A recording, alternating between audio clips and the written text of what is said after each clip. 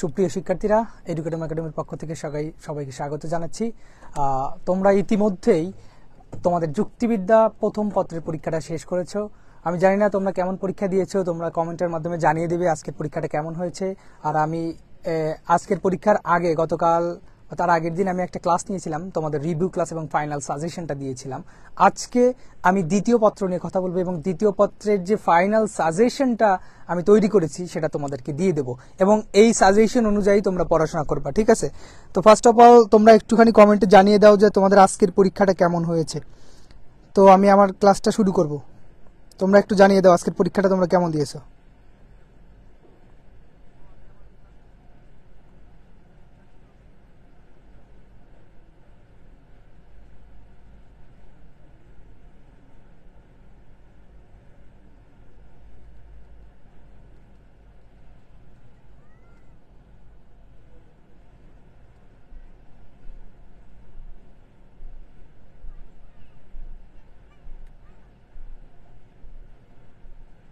ওয়ালাইকুম আসসালাম।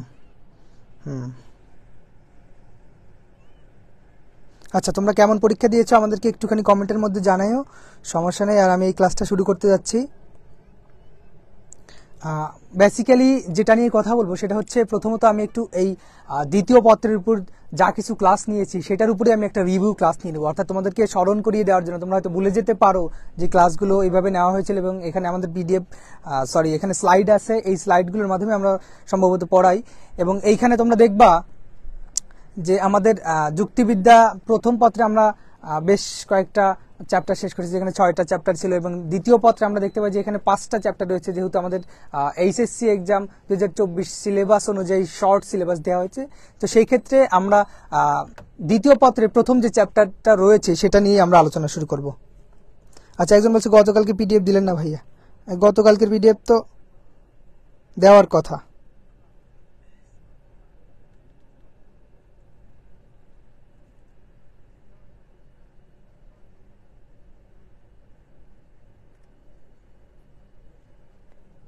সব পিডিএফ পেয়ে যাবে, তোমরা ক্লাস শেষ করে তোমরা পিডিএফ পেয়ে যাবে। আচ্ছা, তাহলে আমরা দ্বিতীয় পত্রের প্রথম অধ্যায় যেটা আলোচনা শুরু করব সেটা হচ্ছে যৌক্তিক সংজ্ঞা, লজিক্যাল ডেফিনেশন। আমরা পড়েছিলাম যে এই যে যৌক্তিক সংজ্ঞা, এটা যুক্তিবিদ্যার কিন্তু একটি মৌলিক এবং গুরুত্বপূর্ণ বিষয়টা আমরা জানি, ঠিক আছে?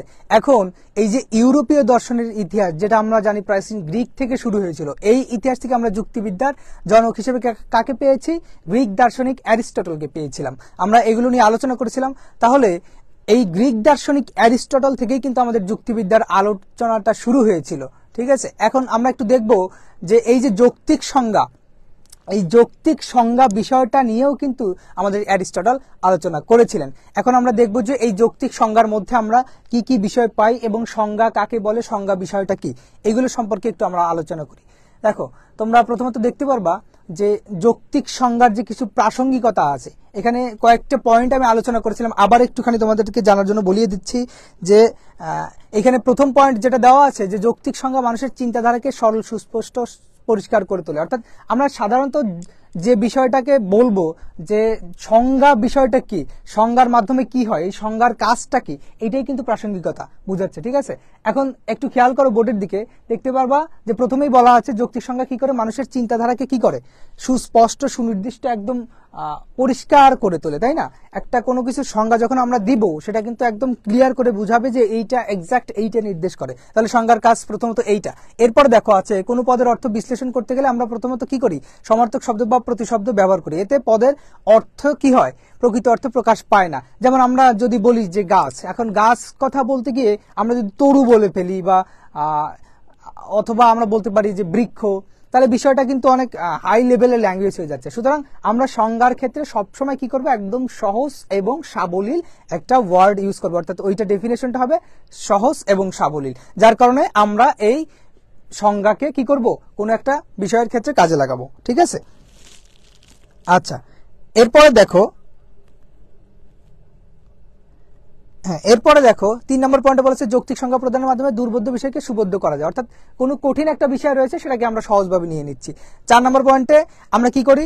এই যে শব্দ এবং পদের মধ্যে যে কিছু অপ্রাসঙ্গিকতা রয়েছে সেগুলোকে আমরা কি করি? একদম রিমুভ করে ফেলি। এই হচ্ছে আমাদের পয়েন্ট 4টা। আচ্ছা, এরপরে আসো আরো কিছু পয়েন্ট আছে আমরা এখানে দেখতে পাচ্ছি যে পদের অর্থ প্রকাশ করার জন্য আমরা অনেক সময় কি করি, নয়ার্থক শব্দের প্রকাশ ঘটাই। এগুলো কি করে, দূর করে। তার মানে হচ্ছে টোটাল বিষয়টা এখানে কি দাঁড়ালো, তোমার যৌক্তিক সংজ্ঞার ক্ষেত্রে যে প্রাসঙ্গিকতাগুলো রয়েছে, তো সেই ক্ষেত্রে আমরা এই পয়েন্টগুলো একটু পড়ে ফেলবো। ঠিক আছে, আমাদের কাজ হচ্ছে এই পয়েন্টগুলো পড়ে ফেলা।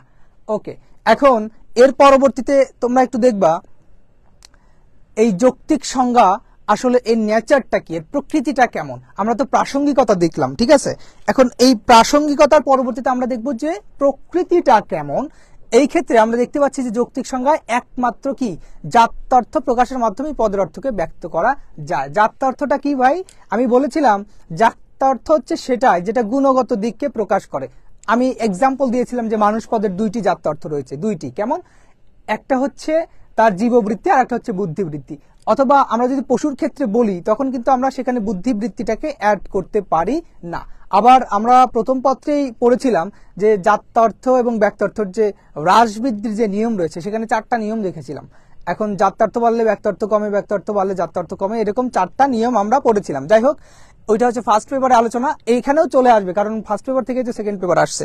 তো সেই ক্ষেত্রে আমরা দেখব যে এইখানে যৌক্তিক সংজ্ঞার ক্ষেত্রে আমরা কি দেখতে পাচ্ছি, শুধুমাত্র এই জাত্যার্থের মাধ্যমেই কি করে, জাত্যার্থের প্রকাশ করার মাধ্যমেই কোনো পদের অর্থকে ব্যক্ত করা হয়।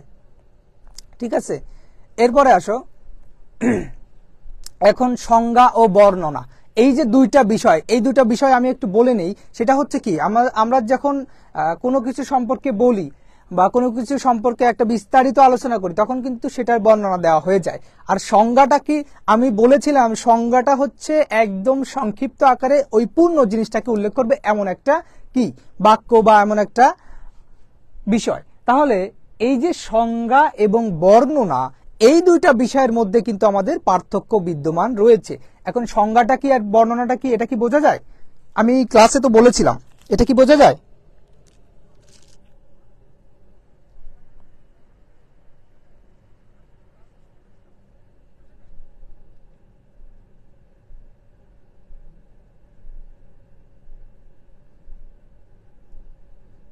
এমসিকিউ ভাইয়া আজকে সলভ করা হবে না।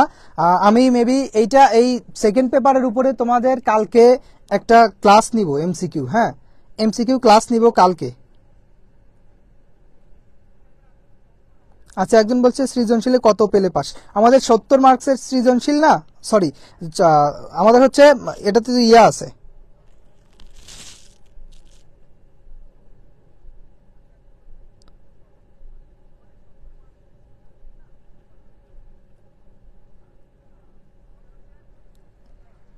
ওকে।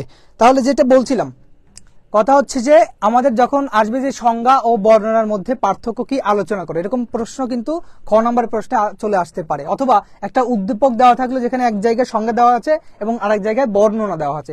যখন আমরা বলবো যে হাত, এই হাত সম্পর্কে যখন বলতে যাব তখন আমি কি বলবো, এই হাতে এই আঙ্গুল, এখানে 4টা করে কর, এইভাবে যখন আমি আলাদা আলাদা ভাবে কি করব, যখন এটাকে আলাদা আলাদা ভাবে সংজ্ঞায়িত করবো, অনেকগুলো সংজ্ঞার মাধ্যমে কিন্তু একটা বর্ণনা হয়ে যায়। ঠিক আছে, সুতরাং আমরা কি করব, সংজ্ঞাটা হচ্ছে সংক্ষিপ্ত আকারে, সংজ্ঞাটা হচ্ছে সংক্ষিপ্ত আকারে দেব। কেমন, কারণ আমরা যদি বলি যে মানুষ পদের সংজ্ঞা দিতে গেলে, মানুষ পদের সংজ্ঞা দিতে গেলে তখন আমরা বলতে পারি যে মানুষ হয় দ্বিপদ বিশিষ্ট, 2 হাত, 2 কান, 2 নাক, 1 নাক, তারপরে 2 চোখ, চুল, এইগুলো সম্পর্কে যদি আমরা বলি তাহলে কিন্তু বর্ণনা হয়ে যাচ্ছে।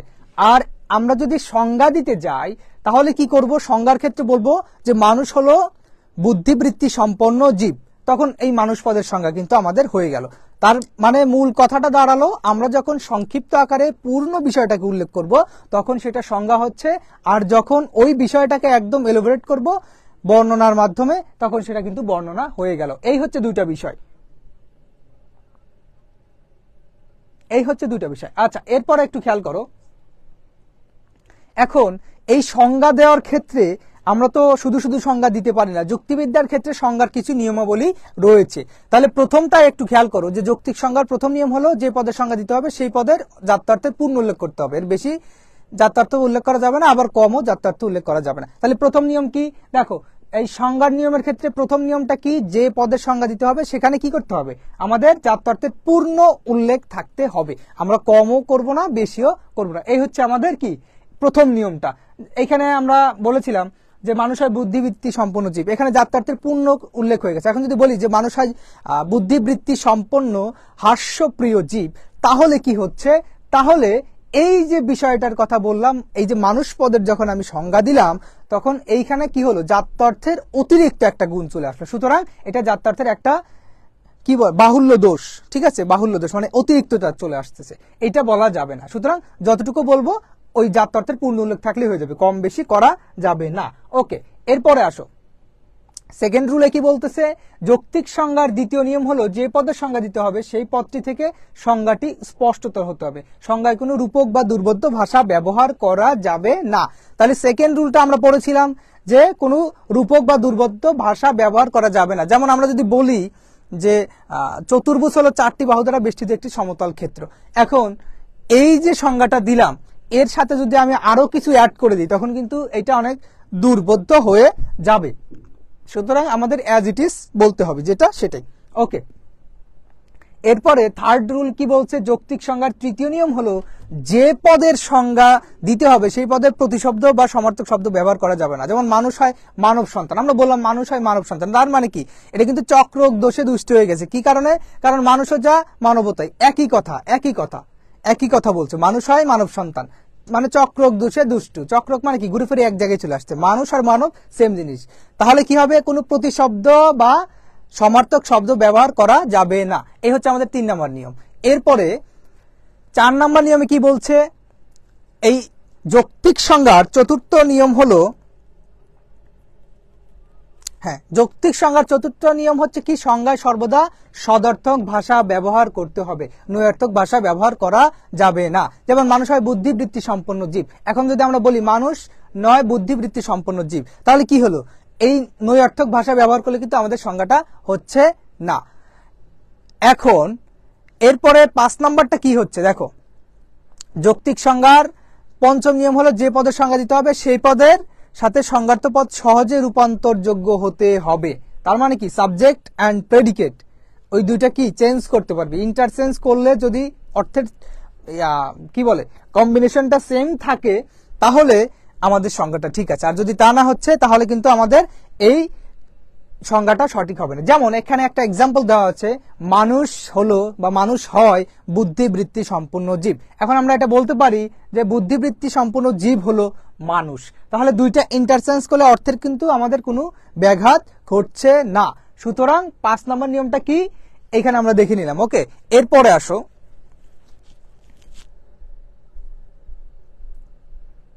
আচ্ছা, এখন এই যে আমাদের যৌক্তিক সংজ্ঞা আমরা যদি এইটা লঙ্ঘন করি তাহলে এক ধরনের অনুপপত্তি ঘটে। এখন একটা নিয়ম লঙ্ঘন করলে এক এক ধরনের অনুপপত্তি ঘটবে। তার মানে আমাদের যে 5টা নিয়ম দেখলাম, 5টা নিয়ম যদি লঙ্ঘন করি তাহলে কিন্তু আমাদের কি হচ্ছে? অনুপপত্তি ঘটছে। কিরকম দেখো, এই যে এখানে আমরা প্রথম নিয়মে বলেছিলাম যে যে পদের সংজ্ঞা দিতে হবে, তাই না, সেই পদের জাত্যার্থের পূর্ণ উল্লেখ থাকবে, কমও না বেশিও না। যদি আমরা এই নিয়মটা লঙ্ঘন করি তাহলে কি হচ্ছে? তাহলে আমাদের এই 4টি অনুপপত্তি ঘটবে। জাত্যার্থের কম বেশি থাকলে 4টি অনুপপত্তি ঘটবে। একটা হচ্ছে বাহুল্য সংজ্ঞাজনিত অনুপপত্তি। বাহুল্য সংজ্ঞাজনিত অনুপপত্তিটা কেমন সেটা হচ্ছে অতিরিক্ত বলবো, অতিরিক্ত একটা গুণের কথা বলবো। যেমন জাত্যার্থ আমাদের কি আছে? বুদ্ধিবৃত্তি। এখন জীববৃত্তি এবং বুদ্ধিবৃত্তি এই দুইটার বাইরে যদি আমি হাস্যপ্রিয় বা চিন্তাশীলতা বা চিন্তাশীল এই সকল বিষয় ব্যবহার করি তাহলে বাহুল্য দেশ মানে অতিরিক্ত হচ্ছে। অবান্তর লক্ষণজনিত অনুপপত্তি, অর্থাৎ অবান্তর একটা কথা আমি নিয়ে আসলাম, এখানে জাত্যার্থের অংশ নয়, তখন আমি একটা অবান্তর বিষয় যদি নিয়ে আসি তাহলে কি হবে? এখন যদি বলি কৌতুক প্রিয়, তাহলে কৌতুক প্রিয় এটা কি জাত্যার্থের অংশ? অবশ্যই নয়, তাহলে এটা একটা অবান্তর। আর একটা আছে কি অব্যাপক। অব্যাপক বিষয়টা কি? ব্যাপক হচ্ছে ব্যাপনার দিক, সংখ্যার দিক, কত বেশি হচ্ছে। অব্যাপক মানে কি? অব্যাপক হচ্ছে তোমার সাবজেক্ট প্রেডিকেটের মধ্যে দেখা গেছে যে সাবজেক্ট অব্যাপক হয়ে গেছে প্রেডিকেটের থেকে, অর্থাৎ সংখ্যায় কম হয়ে গেছে, তাহলে কিন্তু হবে না। আর একটা আছে কি অতি ব্যাপক, দেখা যাচ্ছে কি সাবজেক্ট প্রেডিকেটের কাছে আমরা কি দেখলাম একটা পরিমাণ সব থেকে বেশি হয়ে যাচ্ছে, তাহলে এটা হবে না। আমরা বলছি যে ইন্টারচেঞ্জ করতে হবে। ঠিক আছে, এই হচ্ছে আমাদের 4টা অনুপপত্তি। এটা কি বোঝা গেল? এটা বুঝলে ক্লিয়ার বলো, আমি নেক্সটে যাব।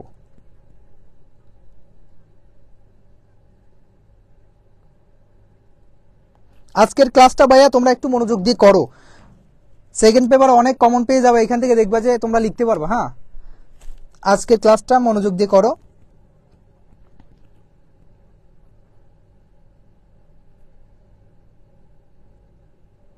ওকে, ক্লিয়ার।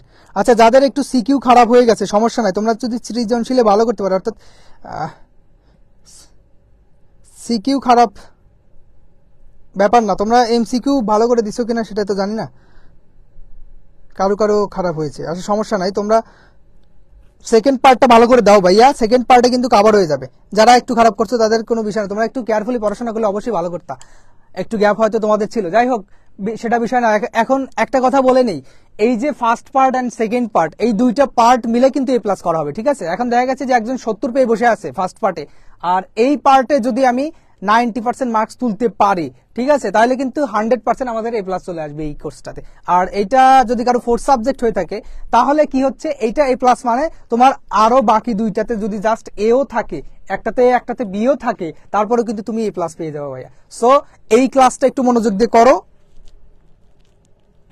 এই ক্লাসটা একটু মনোযোগ দিয়ে করো, দুইটা মিলে এ প্লাস হবে, এইটা ভালো করে দেওয়ার চেষ্টা করো। ফার্স্ট পার্ট কি করেছো আমি জানি না, ফার্স্ট পার্ট যাই করো ওইটার চিন্তা জেরে ফেলো, এখন সেকেন্ড পার্ট নিয়ে চিন্তা করো। তাহলে আমরা দেখলাম এই 4টা অনুপপত্তি ঘটলো। এরপরে আসো,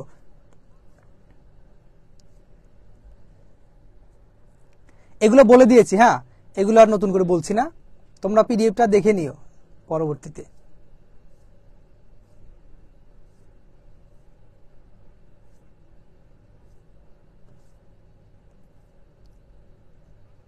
আচ্ছা, এখন দেখো,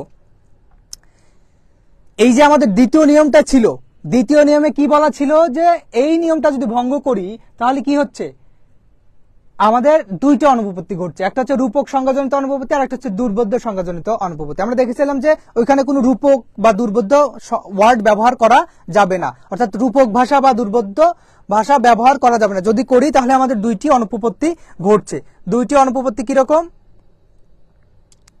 দুইটি অনুপপত্তি কিরকম, একটা হচ্ছে আমাদের রূপক আর একটা হচ্ছে দুর্বোধ্য। এই যে দুইটা বিষয় আমরা দেখতে পেলাম,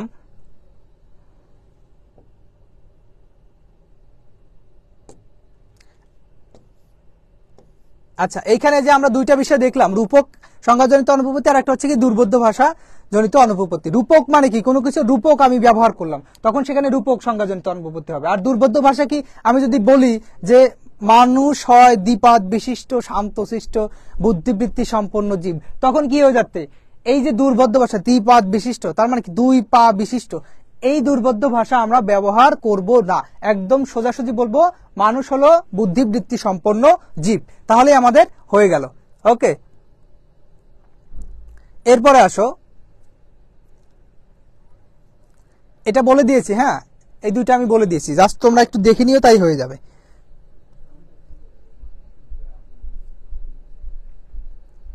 আচ্ছা,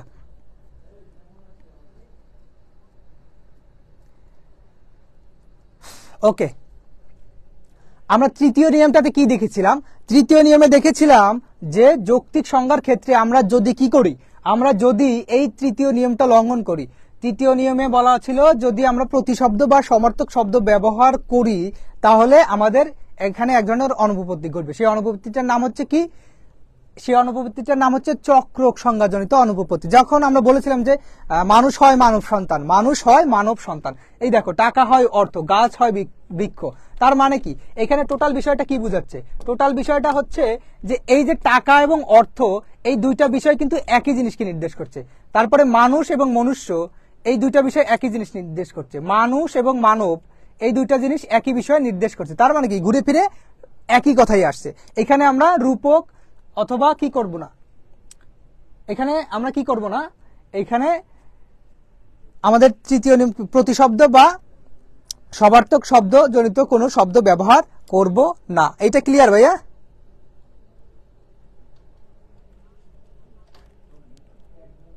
ওকে, আচ্ছা এরপরে দেখো 4 নম্বর নিয়ম লঙ্ঘন করলে কি হচ্ছে। চতুর্থ নিয়ম যদি লঙ্ঘন করি, এখানে আমরা বলছিলাম সর্বদা সদর্থক ভাষা ব্যবহার করতে হবে, কোনো নৈর্থক ভাষা ব্যবহার করা যাবে না। আর যদি আমরা কি করি, এইখানে আমরা সদর্থক ভাষার পরিবর্তে নৈর্থক ভাষা ব্যবহার করি, তখন এখানে একটা অনুপপত্তি ঘটছে, সেটা হচ্ছে কি নৈর্থক ভাষাজনিত অনুপপত্তি, অর্থাৎ নৈর্থক সংজ্ঞাজনিত অনুপপত্তি, ফ্যালাসি অফ নেগেটিভ ডেফিনেশন। তার মানে হলো কি, আমরা বললাম যে পাপ নয় পুণ্য, অন্ধকার হয় আলোর অভাব, পাখি নয় চতুষ্পদ। এখন আমরা বলেছিলাম যে আমাদের এই চতুর্থ নিয়ম অনুযায়ী, সংজ্ঞার চতুর্থ নিয়ম অনুযায়ী আমরা কোনো প্রকার নৈর্থক ভাষা অর্থাৎ নাবোধক ভাষা ব্যবহার করতে পারবো না। যদি নাবোধক ভাষা ব্যবহার করি তাহলে যে অনুপপত্তিটা হচ্ছে সেটার নাম হচ্ছে নৈর্থক সংজ্ঞাজনিত অনুপপত্তি। তার মানে আমরা নৈর্থক ভাষা ব্যবহার করব না। এতটুকু ক্লিয়ার? ওকে, আমাদের লাস্ট যে রুলটা ছিল সংজ্ঞার। এখন এই সংজ্ঞার ক্ষেত্রে 5 নম্বর নিয়মে আমরা কি দেখেছিলাম, যে সংজ্ঞা দেব, যে পদের সংজ্ঞা দেব, সংজ্ঞার্থ পদ আর সংজ্ঞায় যে পদটা থাকবে ওইটা সহজেই বিনিময়যোগ্য হতে হবে। অর্থাৎ সাবজেক্ট এন্ড প্রেডিকেট দুইটা একটার সাথে কি হবে, ইন্টারচেঞ্জ হয়ে যাবে। দুইটা একটার সাথে কি হবে, ইন্টারচেঞ্জ হয়ে যাবে, একটা অপরটার সাথে ইন্টারচেঞ্জ হয়ে যাচ্ছে। তাহলে যদি এটা না হয়, আবার দেখা গেল যে এটার পরিমাণ কম বেশি হয়ে যাচ্ছে, তাহলে কিন্তু আমাদের দুইটি অনুপপত্তি ঘটবে। একটা হচ্ছে কি অতি ব্যাপক সংজ্ঞাজনিত অনুপপত্তি, আর একটা হচ্ছে অব্যাপক সংজ্ঞাজনিত অনুপপত্তি। এখন দেখা গেল যে সাবজেক্ট আর প্রেডিকেট, সাবজেক্ট বেশি প্রেডিকেট কম, তাহলে কি হচ্ছে, সাবজেক্ট এন্ড প্রেডিকেটের মধ্যে সাবজেক্ট বেশি, তার মানে অতি ব্যাপক হয়ে যাচ্ছে, আর ওইদিকে কি হচ্ছে, অব্যাপক সংজ্ঞা হয়ে যাচ্ছে। ঠিক আছে, এইটা বুঝতে হবে, একটা কম হচ্ছে আর একটা বেশি হচ্ছে। আশ্রয় বাক্য কি হচ্ছে, আশ্রয় বাক্য কম হচ্ছে, তখন আমাদের কি হলো, অব্যাপক সংজ্ঞাজনিত হয়ে গেল। তারপরে আমাদের সিদ্ধান্ত কি হচ্ছে, সিদ্ধান্ত যদি আবার বেশি হয়ে যায় তখন কি হচ্ছে, অতি ব্যাপক সংজ্ঞাজনিত অনুপপত্তি হয়ে গেল। এই হচ্ছে বিষয়। এতটুকু ক্লিয়ার তো?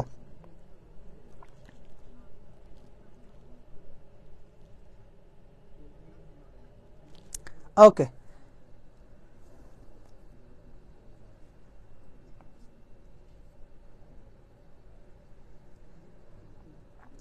এখন দেখো এইখানে আমাদের কিছু পয়েন্ট করে দেওয়া আছে। আসলে এখানে এক্সাম্পল দেওয়ার অর্থ এইটাই, তোমরা যদি এই কয়েকটা পড়ে যাও এখান থেকে কমন পেয়ে যাবা, এই কয়েকটা পড়ে গেলে এখান থেকে কমন পেয়ে যাবে। ঠিক আছে, তোমরা এইটা একটু পড়ে নিবা যে কি হচ্ছে। এটা আর নতুন করে বলছি না, যেহেতু আমি রেগুলার ক্লাসে বলে দিয়েছি, জাস্ট আজকে একটু রিভিউ ক্লাস, সেই জন্য স্মরণ করে দিচ্ছি। ওকে, আচ্ছা, আমরা আজকে আর এমসিকিউ সলভ করবো না, এমসিকিউ কালকে সলভ করবো। এমসিকিউ নিয়ে কালকে একটা ক্লাস করব। ঠিক আছে,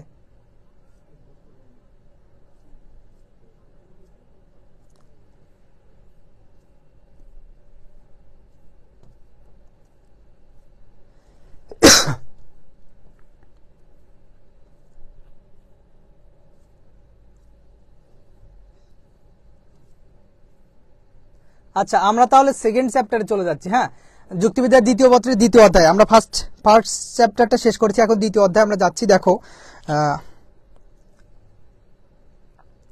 আচ্ছা, আমরা বলেছিলাম হচ্ছে কি, সংজ্ঞার কথা শেষ করলাম, এখন হচ্ছে যৌক্তিক বিভাগ। যৌক্তিক বিভাগটা কিরকম হয়, লজিক্যাল ডিভিশন, অর্থাৎ যৌক্তিকভাবে আমরা কিভাবে বিভাজন করতে পারি। ঠিক আছে, এইটাই আমরা দেখাবো। এখন যৌক্তিক সংজ্ঞার মতো যৌক্তিক বিভাগ যুক্তিবিদ্যার একটি মৌলিক এবং গুরুত্বপূর্ণ বিষয়। এখন যুক্তিবিদ্যা আমরা যেসব শব্দ বা পদ ব্যবহার করি, এটা কিন্তু পদ্য না পদ হবে, ব্যবহার করি যৌক্তিক বিভাগের মাধ্যমে সেসব পদ শব্দের অর্থ সুস্পষ্টভাবে উপলব্ধি করতে পারি। অর্থাৎ সংজ্ঞায় যেগুলো ব্যবহার করলাম, সংজ্ঞার ক্ষেত্রে যা ব্যবহার করেছি সেগুলোকে আমরা কি করব, এই যৌক্তিক বিভাগের মাধ্যমে আরো সুন্দর সুস্পষ্টভাবে কি করতে পারি, উপলব্ধি করতে পারি। আচ্ছা, এই হচ্ছে আমাদের যৌক্তিক বিভাগের মূল কথা। এখন এর প্রাসঙ্গিকতা ও প্রকৃতি সম্পর্কে একটু বলি। সেটা হলো, এখন এই যে যৌক্তিক বিভাগ, এই বিষয়টা কিন্তু আমরা একটু ক্লিয়ার করে বলি। সেটা হলো, আমরা প্রথমে দেখছিলাম যৌক্তিক সংজ্ঞা হচ্ছে জাত্যর্থের উল্লেখ করে, আর যৌক্তিক বিভাগটা হচ্ছে ব্যক্তর্থের উল্লেখ করে। এই কথাটা মনে রাখবা, যৌক্তিক সংজ্ঞা জাত্যর্থকে উল্লেখ করে আর যৌক্তিক বিভাগ হচ্ছে ব্যক্তর্থকে উল্লেখ করে। কেন? কারণ বিভাগ করব মানে বিভাজন করব, তাহলে তো অবশ্যই সংখ্যা দরকার, তাই না? তাহলে আমাদের কিন্তু সংখ্যার প্রয়োজন আছে। সুতরাং এই বিষয়টা মাথায় রাখবা যে সংজ্ঞা হচ্ছে কি করে, জাত্যর্থকে ধারণ করে, আর যৌক্তিক বিভাগ হচ্ছে কি করে, যৌক্তিক সংজ্ঞার ক্ষেত্রে আমরা দেখলাম জাত্যর্থ, আর যৌক্তিক বিভাগের ক্ষেত্রে আমরা কি দেখলাম ভাইয়া বলো, এটা হচ্ছে আমাদের ব্যক্তর্থ। ওকে, এখন এখানে একটা এক্সাম্পল দেওয়া আছে, যেমন জীব জাতিকে বুদ্ধিবৃত্তি নামক মূলনীতির ভিত্তিতে আমরা মানুষ ও পশু এই দুই শ্রেণীতে বিভক্ত করতে পারি, তেমনি মানুষ জাতিকে শিক্ষা নামক মূলনীতির ভিত্তিতে শিক্ষিত অশিক্ষিত এই দুই উপজাতিতে বিভক্ত করতে পারি। ভাই আমি বলেছিলাম জাতি এবং উপজাতি কি, এটা কিন্তু আমি বলে দিয়েছিলাম। জাতি হচ্ছে কি, যেটা অধিকতর বড় সেটা হচ্ছে জাতি, আর যেটা তার থেকে ছোট সেটা হচ্ছে উপজাতি। যেমন আমি বললাম জীব এবং মানুষ, জীব আর মানুষ এই দুটার মধ্যে জীব হচ্ছে জাতি, আর মানুষ হচ্ছে যেহেতু সংখ্যায় কম সেক্ষেত্রে মানুষ হচ্ছে উপজাতি। তাহলে এখানে কি দেখলাম, বুদ্ধিবৃত্তি একটা স্ট্যান্ডার্ড সেট করলাম, এর মাধ্যমে আমরা কি করলাম, জীব থেকে কি করলাম, মানুষ এবং পশুকে আলাদা করতে পারলাম। আবার শিক্ষা নামক মূলনীতি যদি আমরা ধরি, স্ট্যান্ডার্ডটা সেট করি, তাহলে এইখানে আমরা কি দেখব? এইখানে দেখব যে শিক্ষিত মানুষ এবং অশিক্ষিত মানুষ, এই হচ্ছে আমাদের যৌক্তিক বিভাগের প্রাসঙ্গিকতা বিষয়।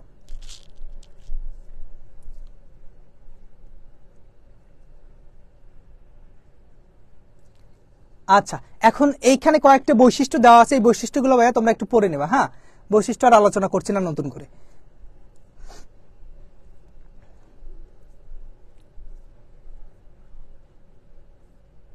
দেখো, এই চার্টটা একটু ফলো করো, এই চার্টটা একটু ফলো করে তোমরা দেখবা এখানে বলা হয়েছে যে জীব, জীব একটা আমি কি করলাম, এটা একটা জাতি ধরে নিলাম। এখন এই জীবকে আমরা ডিভাইড করব, জীবের মধ্যে আমরা ডিভাইড করব। কিভাবে ডিভাইড করবো? এইভাবে যে আমি একটা স্ট্যান্ডার্ড সেট করলাম বুদ্ধিবৃত্তি। এখন এই বুদ্ধিবৃত্তি অর্থাৎ আমাদের ইন্টেলিজেন্স যেটাকে বলে, এই বুদ্ধিবৃত্তির মাধ্যমে আমি কি করব, এই জীবটাকে ভাগ করব, আলাদা করব। এখন এই আলাদা করার ক্ষেত্রে আমরা কি করছি দেখো, একটু খেয়াল করবা। এইখানে আমরা কি করলাম, দুইটা ভাগ করব, একটা হচ্ছে মানুষ আর একটা হচ্ছে অমানুষ। অমানুষটা কি? পশু, ঠিক আছে, পশু প্রাণী আমরা বলতে পারি। আর জীব, জীব থেকে তাহলে কি আসলো? মানুষ এবং পশু। ওকে, মানুষ এবং পশু আমরা নিয়ে আসলাম। এখন এই মানুষটাকে কিন্তু আমরা আবার ডিভাইড করতে পারি, আবার পশুকেও কিন্তু ডিভাইড করতে পারি। জাস্ট আমরা ওটা সাইডে রেখে দিচ্ছি, ওটা আমরা করছি না, জাস্ট এইটা করছি। তোমরা চাইলে ওটাও করতে পারো, পরীক্ষার প্রশ্নে যেভাবে চাইবে আমরা সেভাবেই করব, ঠিক আছে। তাহলে মানুষকে শিক্ষার ভিত্তিতে যদি করি তাহলে কি হচ্ছে? শিক্ষিত মানুষ, অশিক্ষিত মানুষ। আবার এই সভ্যতার ভিত্তিতে যদি আমরা এই শিক্ষিত মানুষকে ডিভাইড করি অর্থাৎ বিভাজন করি, তাহলে এখানে দেখব সভ্য শিক্ষিত মানুষ এবং অসভ্য শিক্ষিত মানুষ। এর পরেও কিন্তু আমি আরো স্ট্যান্ডার্ড সেট করে করে কি করতে পারি, এই মানুষটাকেই আরো ভাগ করতে পারি। এতটুকু ক্লিয়ার কিনা, বুঝতে পারছো কিনা বলো ভাইয়া, একটু কমেন্ট করে বলিয়ে দাও যে ক্লিয়ার।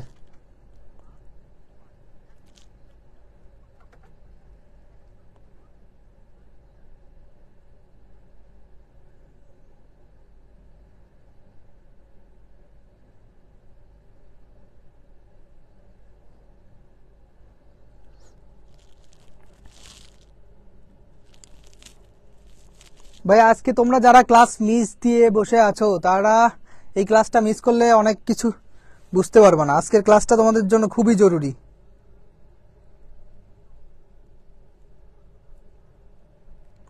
সিলেট বোর্ডে 11টি প্রশ্ন, শুধু চিত্র দৃশ্যকল্প থেকে এই প্রশ্ন আছে। চিত্র দৃশ্যকল্প থেকে আসলেই তো সহজ, কারণ ওইগুলো তো তুমি অনেক কিছু লিখতে পারবা। চিত্রে কি নির্দেশ করছে জাস্ট ওইটা জানলেই তো তুমি লিখতে পারবা, তাই না?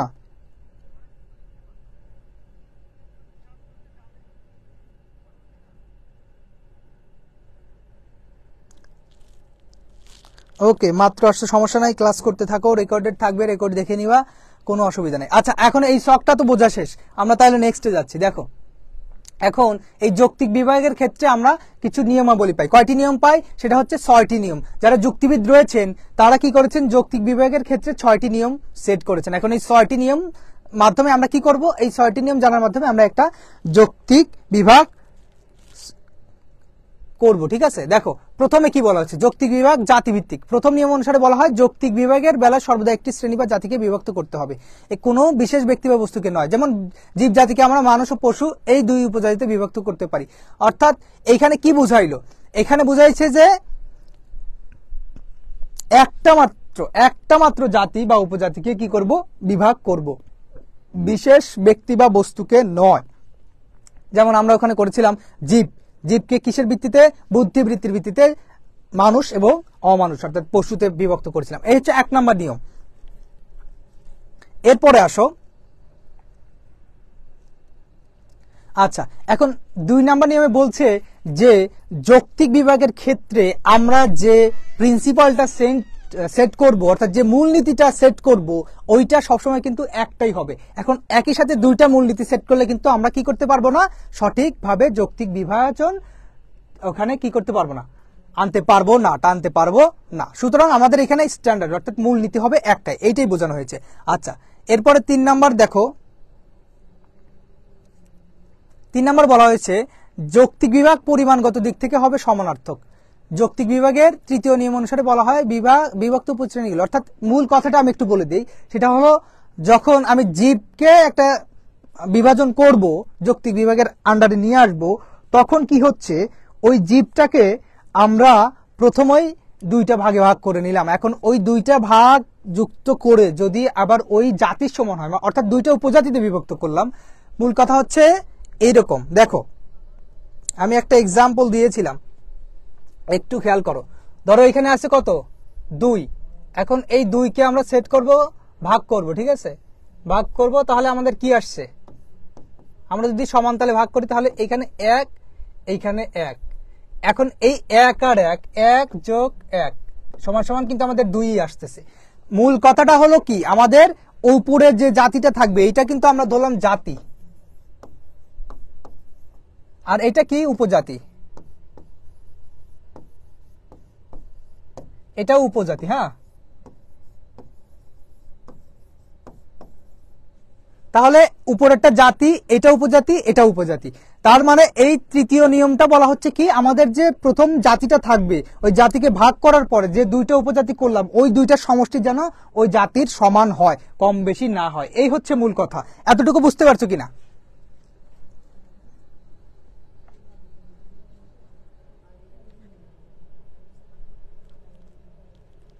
ভাইয়া তোমরা একটু ফাস্ট ফাস্ট কমেন্ট করে জানিয়ে দিবে যে আসলে বুঝতে পারছো কিনা। বুঝলে ক্লিয়ার লিখে দেবা, তাহলে আমি নেক্সটে চলে যাব। বুঝলে সাথে সাথে ক্লিয়ার লিখবা। ওকে, থ্যাংক ইউ। হ্যাঁ, ওকে। আচ্ছা, এরপর 4 নাম্বারটা দেখো, যৌক্তিক বিভাগ হবে পারস্পরিক বিচ্ছিন্ন জ্ঞাপক। যৌক্তিক বিভাগের চতুর্থ নিয়ম অনুসারে বলা হয় বিভক্ত উপজাতিগুলোকে অবশ্যই পারস্পরিকভাবে বিচ্ছিন্ন হতে হবে। বিচ্ছিন্ন কি ভাই? বিচ্ছিন্ন বিষয়টা হচ্ছে আলাদা।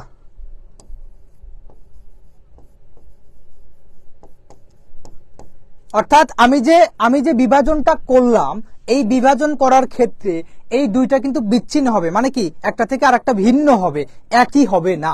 একটা থেকে আরেকটা ভিন্ন হবে। যদি একই হয়ে যায় তাহলে কিন্তু বিভাজনটা হলো না। এখন আমি মানুষকে সেট করলাম, একটা স্ট্যান্ডার্ড নিলাম মানুষ, এখানেও লিখলাম মানুষ, আবার এখানেও লিখলাম মানুষ। তাহলে মূল বিষয়টা দাঁড়ালো কি, এই দুটো কি বিচ্ছিন্ন হলো? বিচ্ছিন্ন হলো না, একই জিনিস হয়ে গেল। আমরা লিখতে পারি সভ্য মানুষ, অসভ্য মানুষ। সভ্যতার ভিত্তিতে যদি মানুষকে আমরা কি করি, ডিফারেন্সিয়েট করি, তাহলে এই বিষয়টা বোঝা গেল। তো চতুর্থ নিয়ম। ওকে ওকে ওকে, এরপর নেক্সটে যাচ্ছি। দেখো আমরা 6টা নিয়ম, তো আমরা 4টা বললাম, আরো 2টা রয়েছে। হ্যাঁ, দেখো 5 নাম্বারটা বলছে মূল নামটি বিভক্ত উপজাতিতে প্রযুক্ত হতে হবে। অর্থাৎ যৌক্তিক বিভাগের 5ম নিয়ম অনুসারে বলা হয় বিভাজ্য জাতিটির নাম বিভক্ত উপজাতিগুলোর প্রত্যেকের বেলায় প্রযোজ্য হতে হবে। যেমন মানুষকে শিক্ষিত মানুষ এবং অশিক্ষিত মানুষ এই দুটি উপজাতিতে বিভক্ত করলে উভয় উপজাতিতেই মানুষ নামটি সাধারণভাবে বর্তমান থাকে। তার মানে হলো কি, আমাদের যে নামটা সেট করা হয়েছে যে মানুষ, এইখানে একটু খেয়াল করো, তাহলে দেখতে পারবা যে আমরা বললাম কি, মানুষকে যখন আমরা বিভাজন করলাম তখন শিক্ষিত মানুষ, আর একটা হচ্ছে অশিক্ষিত মানুষ। হ্যাঁ, আবার অমানুষ বইল না, এটা শর্ট করে লিখলাম আর কি, অশিক্ষিত মানুষ। তাহলে এইখানে আমাদের কিন্তু এই যে মানুষ আর এই মানুষ, এই দুইটা বিষয় কিন্তু কমন আছে। এই দুইটা কমন থাকবে, বা জাস্ট ওই সামনের বিষয়টা একটু চেঞ্জ হয়ে যাবে। এই কথাটাই বলা হয়েছে যে যৌক্তিক বিভাগের এই ক্ষেত্রে কি দেখবো, বিভাজ্য জাতিটির নাম বিভক্ত উপজাতিগুলোর প্রত্যেকের বেলায় প্রযোজ্য হতে হবে। তাহলে আমি কি করেছিলাম, মানুষকে আলাদা করেছিলাম। তাহলে এইটা কি এখানে আছে? অবশ্যই আছে। এই মানুষটা এখানেও আছে। তার মানে যে জাতিটাকে আমি বিভক্ত করলাম উপজাতিতে, তখন ওই জাতিটা যেন উপজাতির মধ্যেও কি থাকে, দুইটার মধ্যেই সমভাবে থাকে। এই হচ্ছে আমাদের 5ম নিয়ম। এরপরে আসো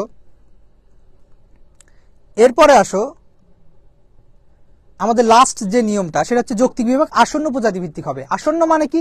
আসন্ন হচ্ছে একদম নিকটবর্তী, কাছাকাছি। ঠিক আছে, দেখো এখানে বলা হয়েছে যৌক্তিক বিভাগের 6ষ্ঠ নিয়ম অনুসারে বলা হয় ক্রমিক বিভাগের ক্ষেত্রে, ক্রমিক মানে কি, সংখ্যা ক্রমান্বয়ে আসলাম 1 2 1 2 3 4, হ্যাঁ এইভাবে, তখন এখানে কি হবে, বিভাজ্য জাতিটিকে সর্বদাই তার নিকটবর্তী উপজাতিতে বিভক্ত করতে হবে। নিকটবর্তী কোনো একটি ধাপ বাদ দিয়ে বিভাগ যুক্তিসিদ্ধ হবে না। যেমন জীব জাতিকে মানুষ ও পশু, এই অনুযায়ী করলাম। এখন মানুষ থেকে জীব জাতিকে একদম শিক্ষিত মানুষে চলে গেলাম আর পশুতে চলে গেলাম, তাহলে আমাদের স্ট্যান্ডার্ডটা সেট হচ্ছে না। এই হচ্ছে আমাদের বিষয়। এতটুকু ক্লিয়ার কিনা ভাইয়া? একটু ক্লিয়ার হলে ক্লিয়ার লিখে দাও। 6 নাম্বার রুলটা কি আমাদের ক্লিয়ার হয়েছে কিনা?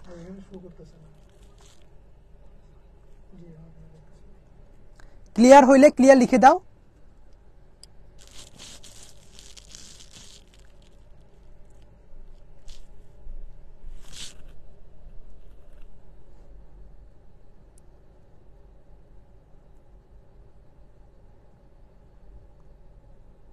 আরবির ক্লাস হবে হবে মেবি হবে, ধৈর্য ধরো একটু, সমস্যা নেই, হবে। আচ্ছা, নেক্সটে যাচ্ছি তাহলে। এখন এই যে আমাদের যে যৌক্তিক বিভাগ, এইটা নিয়ম যদি আমরা লঙ্ঘন করি তাহলে কিন্তু এক ধরনের কি হচ্ছে, ফ্যালাসি হচ্ছে। ফ্যালাসিটা কিরকম দেখো, প্রথমে বলা হচ্ছে যে যখন কোনো নিয়ম বা নীতি অনুসরণে একটা জাতিকে আমরা আলাদা করব, তখন এই ক্ষেত্রে আমাদের কি হচ্ছে, মূল সূত্রগুলো থেকে যদি আমরা সরে আসি তাহলে ওইখানে এক ধরনের ফ্যালাসি হয়। এখন কিরকম ফ্যালাসি দেখো, প্রথম নিয়ম আমরা বলেছিলাম, এখন প্রথম নিয়মে যে শ্রেণী বা যে জাতিকে ভাগ করা হয় কোনো বিশেষ ব্যক্তি বা বস্তুকে নয়, এই নিয়ম লঙ্ঘন করলে অঙ্গগত গুণগত বিভাগজনিত অনুপপত্তি ঘটে। কিরকম এক্সাম্পল যখন আমি দিয়েছিলাম, সেটা হলো আমাদের ওই বিশেষ ব্যক্তি বা বস্তুকে আমরা কি করতে পারি না, যখন আমরা জীবকে করব, জীব থেকে মানুষ এবং অমানুষ করলাম। এখন জীব থেকে কি সোজাসুজি আমরা একদম কোথায় যাওয়া যায়, ধরো অমানুষের ক্ষেত্রে একটা চলে আসলাম পশু, সেখানে আমরা ছাগলে চলে আসলাম, তাহলে কি হবে, তাহলে ওটা কিন্তু একটা অঙ্গজনিত হয়ে গেল। ঠিক আছে, এই হচ্ছে বিষয়। তার মানে হলো টোটাল বিষয়টাকে একটা নির্দিষ্ট আকারে নেওয়া যাবে না, নির্দিষ্ট করে নেওয়া যাবে না। যে জিনিসটাকে আমরা ইন্ডিকেট করছি ওই জিনিসটা নেব, আলাদা কোনো নির্দিষ্ট বিষয় থাকবে না, তাহলে কি হবে, অঙ্গগত ও গুণগত বিভাগজনিত অনুপপত্তি ঘটবে। আচ্ছা, এরপরে দেখো ভাই, আমার ক্লাসটা শেষ করার পরে তোমরা জাস্ট স্লাইডটা দুই একবার পড়ে নিবা, স্লাইডটা জাস্ট দুই একবার পড়বা, তারপরে বই পড়ো, দেখবা তোমাদের কাছে সব পানির মতো ক্লিয়ার হয়ে যাবে একদম। আচ্ছা, এখন এই অঙ্গগত কি, অঙ্গগত অনুপপত্তির মধ্যে আমরা কি পাই, ধরো একটি গাছকে তার মূল, কাণ্ড, পাতা, ফুল, ফল ইত্যাদি বিভক্ত করলে অঙ্গগত বিভাগজনিত অনুপপত্তি ঘটে। আমরা গাছকে ফুল, ফল, পাতা এতগুলো করলে পারে তো আমাদের অঙ্গগতই হবে। তারপরে মানুষকে যদি হাত, পা, নাক, চোখ, কান, মুখ এগুলোর ভিত্তিতে আলাদা করি তখন কিন্তু অঙ্গগত হবে। ঠিক আছে, এই একটা বিষয়। খ নম্বর কি, গুণগত। গুণগতটা কিরকম, যখন আমকে তার স্বাদ, বর্ণ, গন্ধ এই সকল মূলনীতির ভিত্তিতে আলাদা করব তখন কি হচ্ছে, এইখানে আমাদের বিষয়টা দাঁড়ালো যে এখানে গুণগত বিষয় হচ্ছে, কারণ আমের স্বাদ, বর্ণ, গন্ধ এগুলো হচ্ছে এক একটা কোয়ালিটি বা গুণ। এরপরে আসো,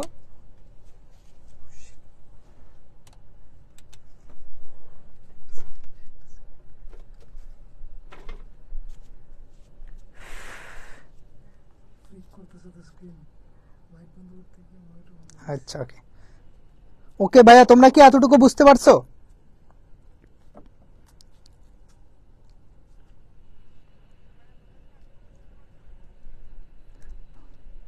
লাইট কি ভালোভাবে ফোকাস করে না।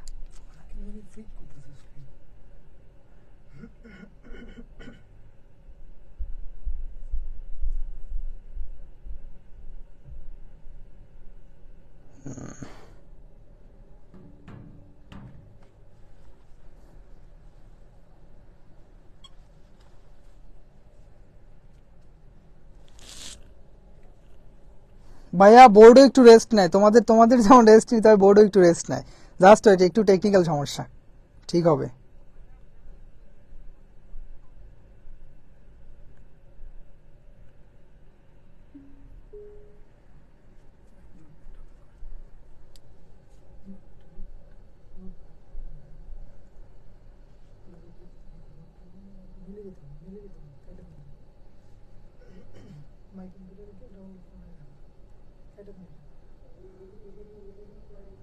এটা হবে না,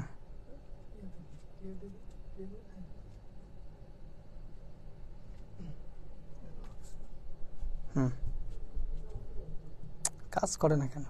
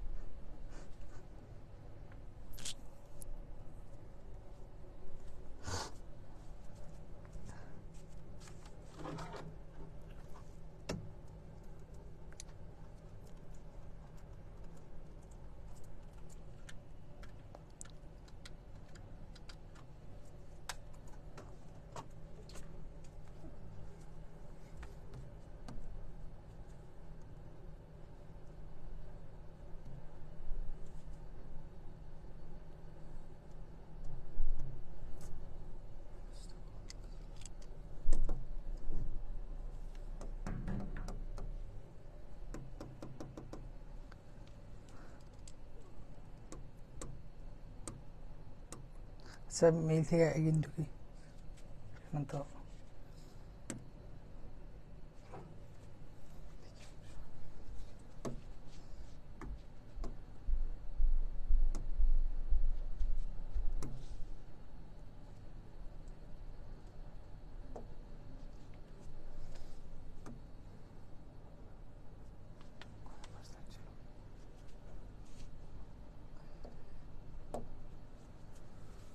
আচ্ছা দেখি এখানে ঠিক করে নিই।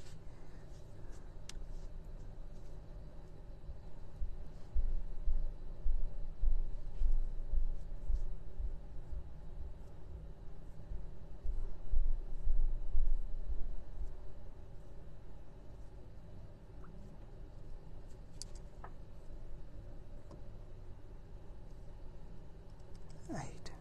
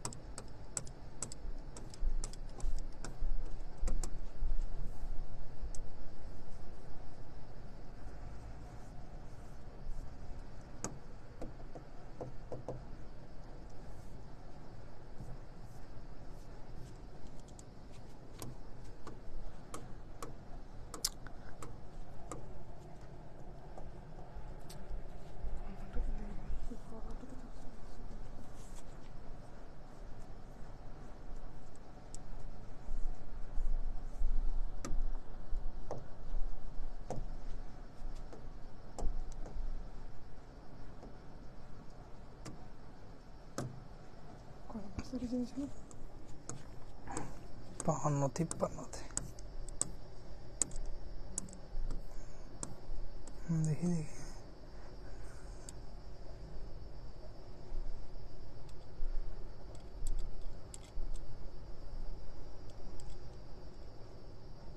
এটা 44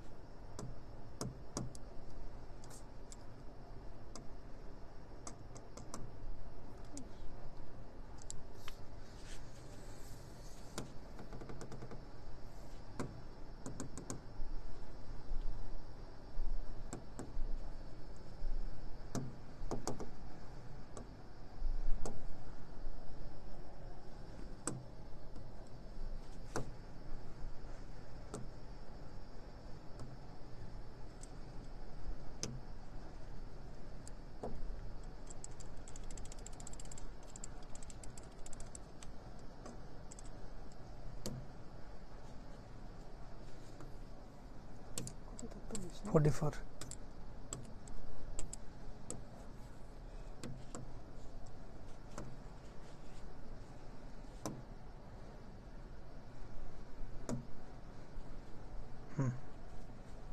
ব্ল্যাঙ্ক সেট ছিল না ব্ল্যাঙ্ক ছিল না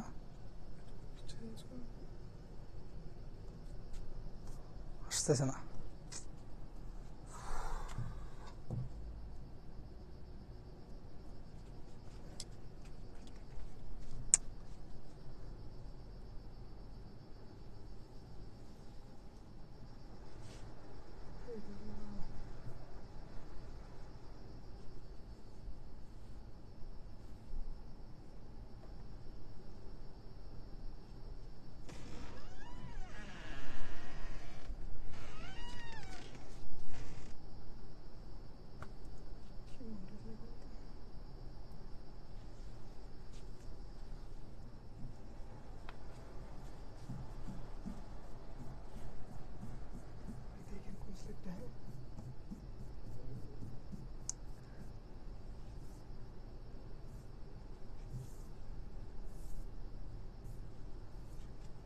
এখানে ছোট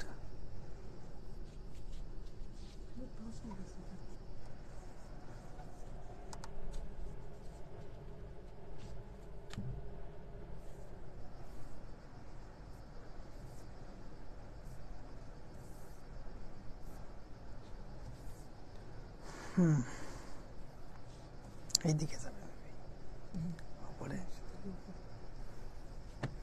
বডি কাজ করতেছে না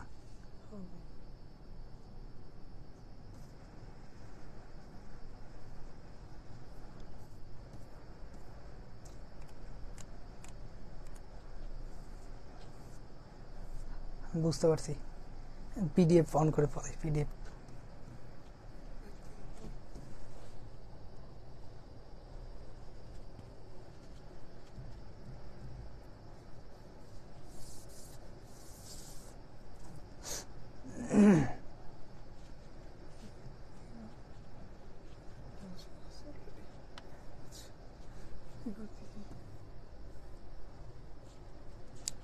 কাজ করবে না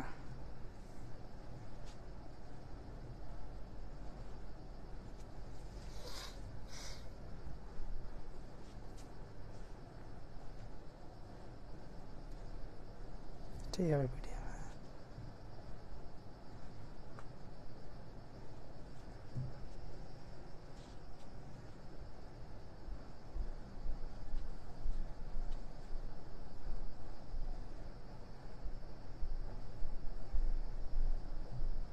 দেখি এটা জুম হচ্ছে না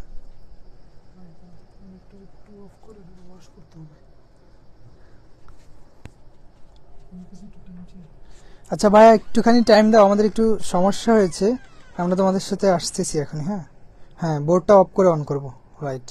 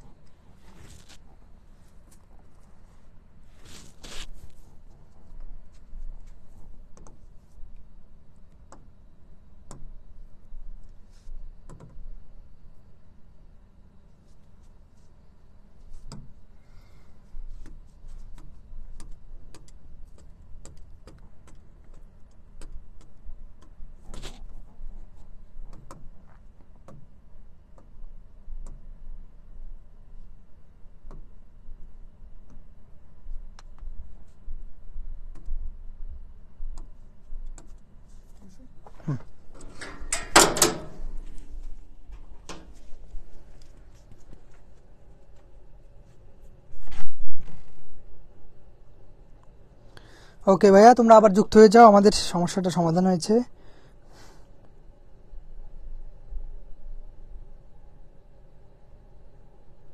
আচ্ছা দেখো, আমরা আবার শুরু করছি। হ্যাঁ, আমরা আবার শুরু করছি। দেখো, তাহলে আমরা যেটা বললাম যে আমাদের যে নিয়মটা ছিল, যদি আমরা নিয়মটা লঙ্ঘন করি তাহলে এই দুই ধরনের অনুপপত্তি ঘটে। এর পরবর্তীতে আমরা দেখব, আমরা যদি দ্বিতীয় নিয়মটা লঙ্ঘন করি তাহলে কি হচ্ছে, একাধিক নীতি অনুসরণ করা চলবে না। একাধিক নীতি যদি অনুসরণ করি তাহলে কি হচ্ছে, এই নিয়ম লঙ্ঘন করলে সংকর বিভাগজনিত, মানে একটা নীতি আমরা ফলো করলাম, এরপর যদি আরেকটা নীতি নিয়ে আসি তাহলে কি হবে, অনেকগুলো নিয়ম একসাথে হয়ে গেলে এবার অনেকটা চলে আসবে না, মানুষের জায়গায় মানুষ, তারপরে গরু ছাগল বেড়া সব চলে আসবে, তার মানে কি মিক্সড হয়ে গেল, সংকর হয়ে গেল। এইটা করা যাবে না দ্বিতীয় নিয়মের ক্ষেত্রে, এটা কিন্তু গেল। এরপর তৃতীয় নিয়মে দেখবা, যদি একটা নীতির পরিবর্তে একাধিক নীতি অনুসরণ করে সংকর বিভাগজনিত, এটা তো বলেই দিলাম, তাই না? এখন এরপরে দেখো,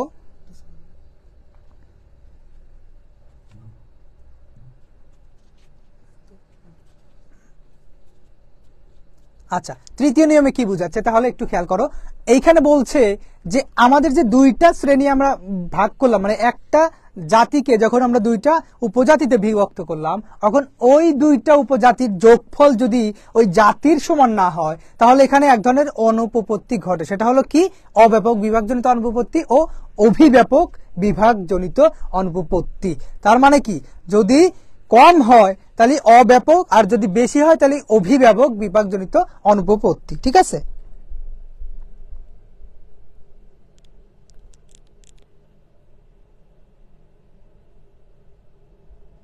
আচ্ছা, এরপরে দেখো আমাদের চতুর্থ নিয়ম, যেটা পঞ্চম হয়ে গেছে, যাই হোক, মূল শ্রেণীকে কয় ভাগে ভাগ করা হয় সেই মূল শ্রেণীর নামটা উপজাতির প্রত্যেকটির বেলায় সমানভাবে প্রযোজ্য হবে। মানুষ জাতিকে শিক্ষিত মানুষ অশিক্ষিত মানুষে বিভক্ত করা, শ্রেণীতে বিভক্ত করা। এই একটা এক্সাম্পল। এখানে এই মূল কথাটা হচ্ছে কি, মূল কথা দাঁড়ালো যখন আমরা ওই একই জাতিকে যখন দুইটা উপজাতিতে বিভক্ত করব তখন ওইখানে ওই জাতির নামটা কমন থাকতে হবে, মানে দুইটার মধ্যেই থাকতে হবে। যদি তা না থাকে তাহলে কিন্তু আমাদের কি হবে, এখানে একটা অনুপপত্তি ঘটবে। ঠিক আছে?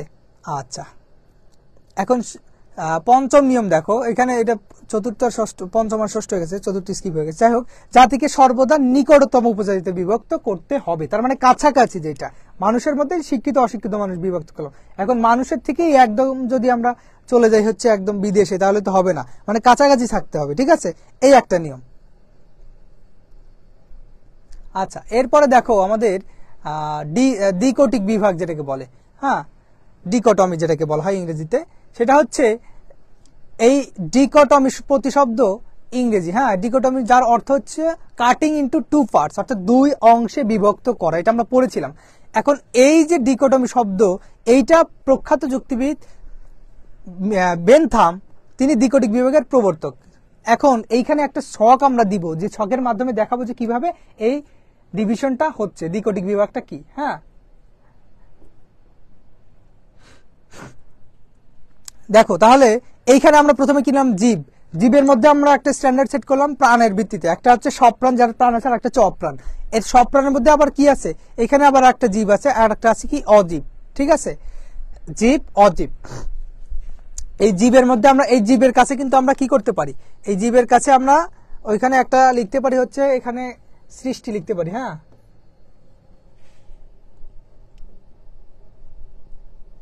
আমরা এখানে লিখতে পারি সৃষ্টি।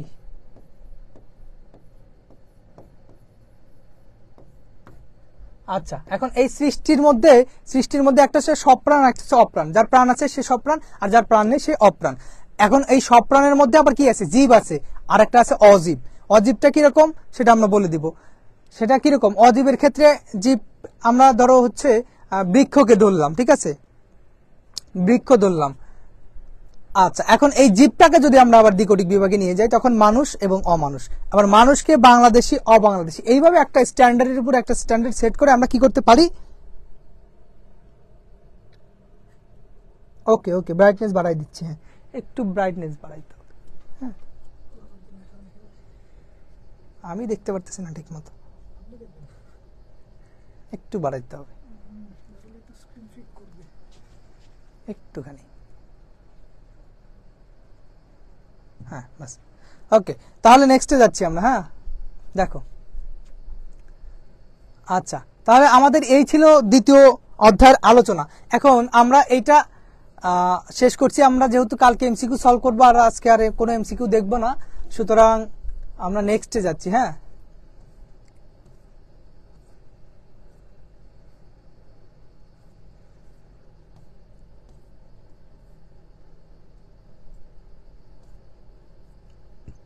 দেখো তৃতীয় অধ্যায় নিয়ে আলোচনা করব। এটা হচ্ছে থার্ড চ্যাপ্টার। তৃতীয় অধ্যায় কি বলা হয়েছে? আরোহের প্রকারভেদ। আমরা ওই যে অবরোহ পড়েছিলাম, আরোহ পড়বো এখন দ্বিতীয় অধ্যায়ে, তৃতীয় অধ্যায়ে দ্বিতীয় পত্রে। ঠিক আছে, এটা কিরকম?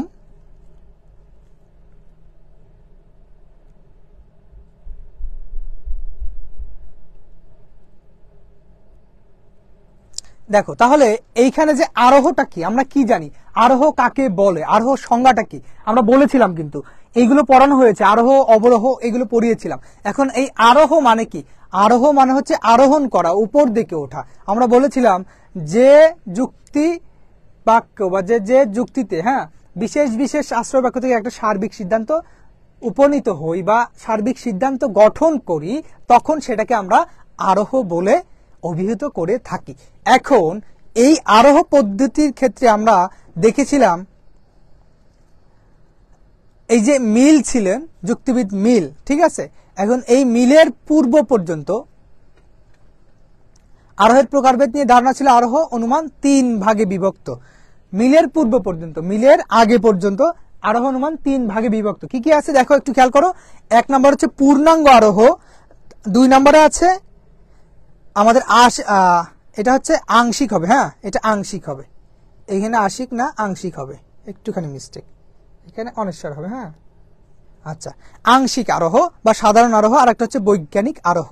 ঠিক আছে, একটা পূর্ণাঙ্গ আর একটা আংশিক আর একটা হচ্ছে বৈজ্ঞানিক। হ্যাঁ, এখন এই মিলের পূর্ব পর্যন্ত আমরা এই আরোহের প্রকারভেদ 3 প্রকারে জানতাম, কিন্তু মিলের পরবর্তীতে এসে আমরা দেখলাম যে এই আরোহ অনুমান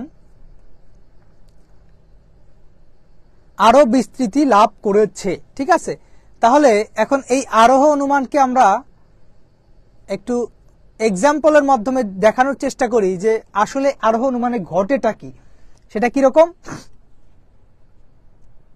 যে আরোহ অনুমানের প্রকৃত গুণ এবং প্রধান মৌলিক বৈশিষ্ট্য বর্তমান থাকে, তাকে প্রকৃত আরোহ বলে। অর্থাৎ যে আরোহে কি হয়, প্রধান গুণ এবং মৌলিক বৈশিষ্ট্য বর্তমান থাকে, তাকে প্রকৃত আরোহ বলে। এখন গুণ এবং কি থাকবে, গুণ এবং প্রধান মৌলিক বৈশিষ্ট্য বর্তমান থাকলেই তাকে আমরা প্রকৃত আরোহ বলি। যেমন এই আরোহমূলক লম্ফ কিন্তু এর একটা বৈশিষ্ট্য। কিরকম, আমরা একটা ইন্ডাকটিভ লিভ নিয়ে নেই, কিরকম এরকম দেখো একটু, এখানে এইরকম কোশ্চেন আসে যে আরোহমূলক লম্ফ বলতে কি বুঝো। আরোহমূলক লম্ফ, এই যে আরোহমূলক লম্ফ, লম্ফ মানে লাভ, তার মানে হলো কি, এই 1 2 3 4 এরকম যাইতে যাইতে অথবা আমরা দিয়ে দিলাম যে এই সব টোটাল মিলায় দেখলাম কি এটা হচ্ছে 1 কোটি, 1 কোটি বলে দিলাম যে এটা হচ্ছে টোটাল মিলা হচ্ছে 1 কোটি। এখন এই 1 2 3 4 এখানে dot dot dot dot dot dot dot, এইখানে আমরা কিন্তু সবগুলোকে গণনা করছি না, একদম 1 কোটি বসাই দিলাম এই ডটগুলো দিয়ে। তার মানে কি একটা জাম্প করে ফেললাম। ঠিক তেমনি ভাবে আমরা যদি এখানে একটু দেখি যে আমাদের এই এক্সাম্পলটায়, তাহলে আমরা খুব ভালোভাবে বুঝতে পারবো এখানে যে বিশাখ হয় মরণশীল একটা, রিনা হয় মরণশীল, দীপা হয় মরণশীল, রুমা হয় মরণশীল, অতএব এখানে অতএব যে সকল মানুষ হয় মরণশীল। এখন মাত্র এখানে আছে কয়জন, 4 জন, এখানে আছে কয়জন, 4 জন আছে। এখন 4 জনের মাধ্যমে কি আমরা বলতে পারি যে সকল মানুষ মরণশীল? এটা কিন্তু এক ধরনের ইন্ডাকটিভ লিভ, এক্সাম্পলের মাধ্যমে বুঝাই দিবা। ঠিক আছে, এতটুকু বুঝতে পারছো কিনা বলো, এতটুকু বোঝা গেল কি না? অর্থাৎ আমরা এই 4 জন মাত্র ব্যক্তিকে পর্যবেক্ষণ করেই বলে দিলাম যে সকল মানুষ হয় মরণশীল। এই যে 4 জনকে আমরা ইন্ডিকেট করলাম, বাকি আরো অনেক মানুষ পড়ে আছে যাদেরকে আমরা জানি না যা তারা মারা গেছে কি বেঁচে আছে। তখন এই যে একটা লাভ দিলাম বা একটা জাম্প করে একটা সিদ্ধান্ত নিলাম, সেটাকে বলা হচ্ছে আরোহমূলক লম্ফ। এই হচ্ছে আমাদের বিষয়। ঠিক আছে, এর পরবর্তীতে একটু খেয়াল করবা, সেটা হলো এই যে প্রকৃত আরোহ, এই প্রকৃত আরোহকে আবার 3 ভাগে ভাগ করা হয়েছে। তাহলে প্রথমে আমরা দেখছিলাম আরোহ 2 প্রকার, একটা হচ্ছে প্রকৃত আর একটা অপ্রকৃত। এখন এই এই এই যে আরোহ, এইটাকে আবার 3 ভাগে ভাগ করা হয়েছে। যেমন বৈজ্ঞানিক আরোহ, এক নম্বরে হচ্ছে কি বৈজ্ঞানিক আরোহ, একটা হচ্ছে বৈজ্ঞানিক আরোহ, অবৈজ্ঞানিক আরোহ এবং সাদৃশ্যমূলক। এগুলো বলেছিলাম। বৈজ্ঞানিকটা কি? বৈজ্ঞানিকটা হচ্ছে যার সায়েন্টিফিক ব্যাখ্যা আছে। যেমন আমি বললাম যে H2O, তার মানে কি 2 অণু হাইড্রোজেন 1 অণু অক্সিজেন। এটা সমান সমান আমরা কি বলছিলাম? ওয়াটার। এটা সমান সমান আমরা বলছিলাম ওয়াটার, ঠিক আছে। এখন এইটা সায়েন্টিফিক ব্যাখ্যা আছে। আর অবৈজ্ঞানিক আরোহ কি? আমরা যদি বলি ভূত, ভূত দেখা, এর কোনো সায়েন্টিফিক ব্যাখ্যা আছে? এর কোনো প্রকার সায়েন্টিফিক ব্যাখ্যা নেই। আর একটা হচ্ছে কি সাদৃশ্যমূলক। আমরা দেখলাম ABCD, আর একটাতে দেখলাম কি এটা হচ্ছে 1, আর 2 নম্বরে কি দেখলাম ACD, এরকম দেখলাম। তার মানে একটা নাই, হয়তো একটা নাই। এরকম হতে পারে কি এটা পৃথিবীতে দেখলাম এটা আছে, এটা দেখলাম মঙ্গল গ্রহে এটা আছে। তার মানে কি এই দুইটা কি সেম? এই দুইটা কি সেম? আমরা কিন্তু বলতে পারি যে এই দুইটা সেম। কারণ কি কিছু নেই বাট অনেক কিছুই আছে। এই অ্যানালজি থেকে আমরা একটা এক্সাম্পল সিদ্ধান্তে উপনীত হলাম, সেটা হলো যে এই দুইটাই সেম, অর্থাৎ পৃথিবী এবং মঙ্গল গ্রহ দুইটাই সেম। এই হচ্ছে আমাদের সাদৃশ্যমূলক অনুমান। এইটা বোঝা গেল ভাইয়া? ওকে ওকে, এরপরে আসো একই কথা এইগুলো। হ্যাঁ, এগুলো তোমরা একটু দেখে নিবে। আমি জাস্ট বলে দিচ্ছি মেইন পয়েন্টটা, এগুলো একটু ব্যাখ্যা করা আছে, এগুলো তোমরা একটু দেখে নেবে। হ্যাঁ, ওকে।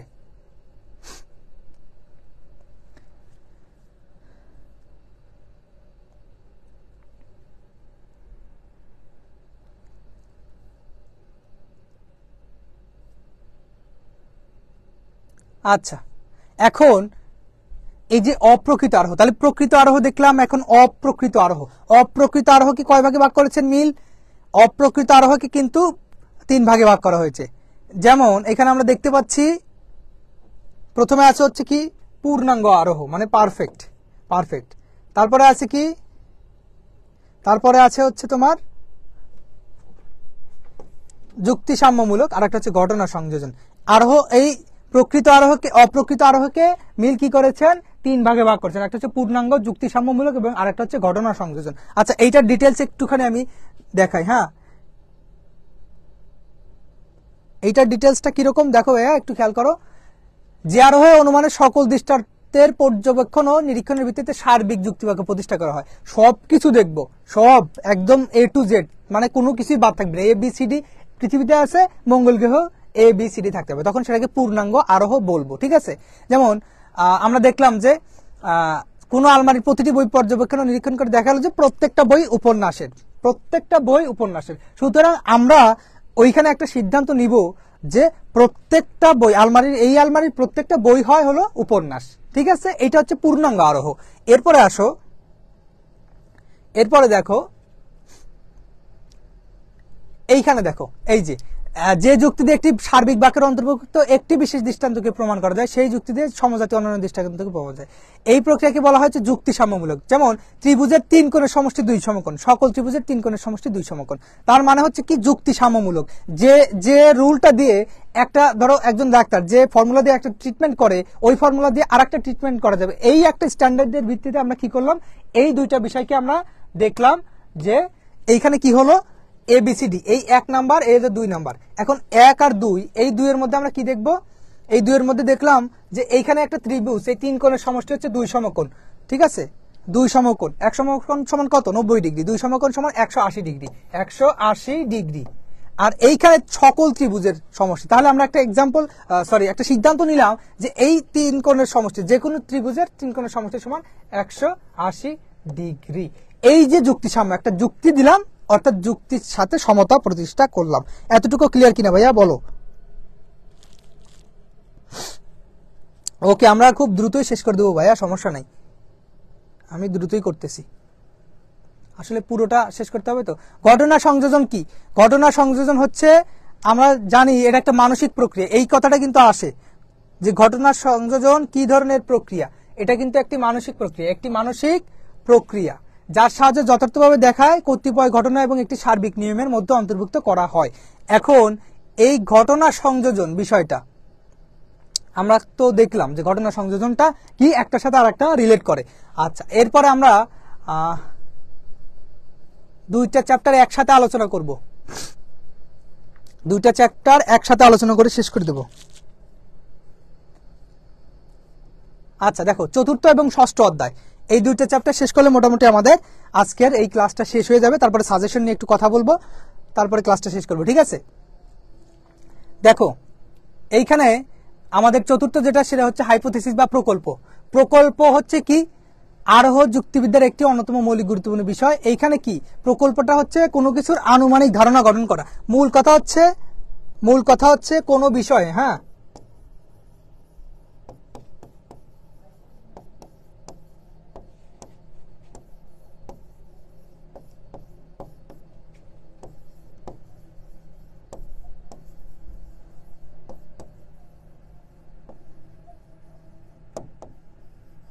কোনো বিষয়ে একটি আনুমানিক ধারণা গঠন করা।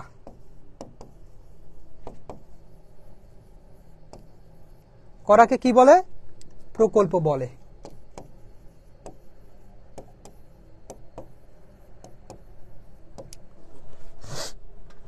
এটা বোঝা গেল যে কোনো একটা বিষয়ে আনুমানিক ধারণা গঠন করাকে কি বলে? একটা প্রকল্প বলে, হাইপোথিসিস বলা হয়। এই হচ্ছে আমাদের এইটার সংজ্ঞা। এরপরে দেখো, এরপরে বলা হয়েছে এটার প্রাসঙ্গিকতা কি। এখন যুক্তিবিদরাই প্রকল্প গঠনের মাধ্যমে কি করেছেন? কোনো কিছুর সত্য উদ্ঘাটনের চেষ্টা করেছেন। শুধুমাত্র যুক্তিবিদ নয়, প্রত্যেকটা বিজ্ঞানী অথবা অনেক মানুষগণ যারা কোনো কিছু রিসার্চ করছে বা কোনো একটা কাজ করছে, কোনো সত্য উদ্ঘাটনের চেষ্টা করছে, তারা কিন্তু এই প্রকল্প বা হাইপোথিসিস গঠন করার মাধ্যমেই কোনো একটা কাজ সম্পূর্ণ করে থাকে, অর্থাৎ আনুমানিক একটা ধারণা গঠন করে থাকে। আন্দাজ বা আনুমানিক ধারণা গঠন করাকে প্রকল্প বলে। দেখো যে নিচের লাইনটাতে দেওয়া আছে সুন্দর করে, ঠিক আছে? এরপরে দেখো,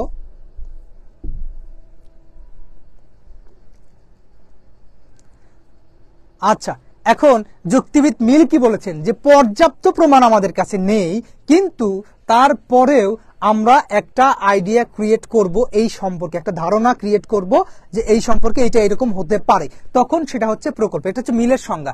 এইটা একটু তোমরা মুখস্থ করে নিবা, এটা আসতে পারে, ঠিক আছে? এইটা একটু মুখস্থ করে নিবা, এটা মুখস্থ, ঠিক আছে? এটা কিন্তু মুখস্থ করতে হবে, মুখস্থ করতে হবে, এটা মুখস্থ পড়া। ওকে, এরপরে দেখো, আচ্ছা প্রকল্পের প্রাসঙ্গিকতা। এখন এই প্রকল্পের প্রাসঙ্গিকতাটা কিরকম হতে পারে? প্রথম হচ্ছে প্রকল্পের ব্যবহার অপরিহার্য। কেন অপরিহার্য? কারণ হচ্ছে আমরা যখন কোনো ধারণা গঠন করি তখন কিন্তু সেখানে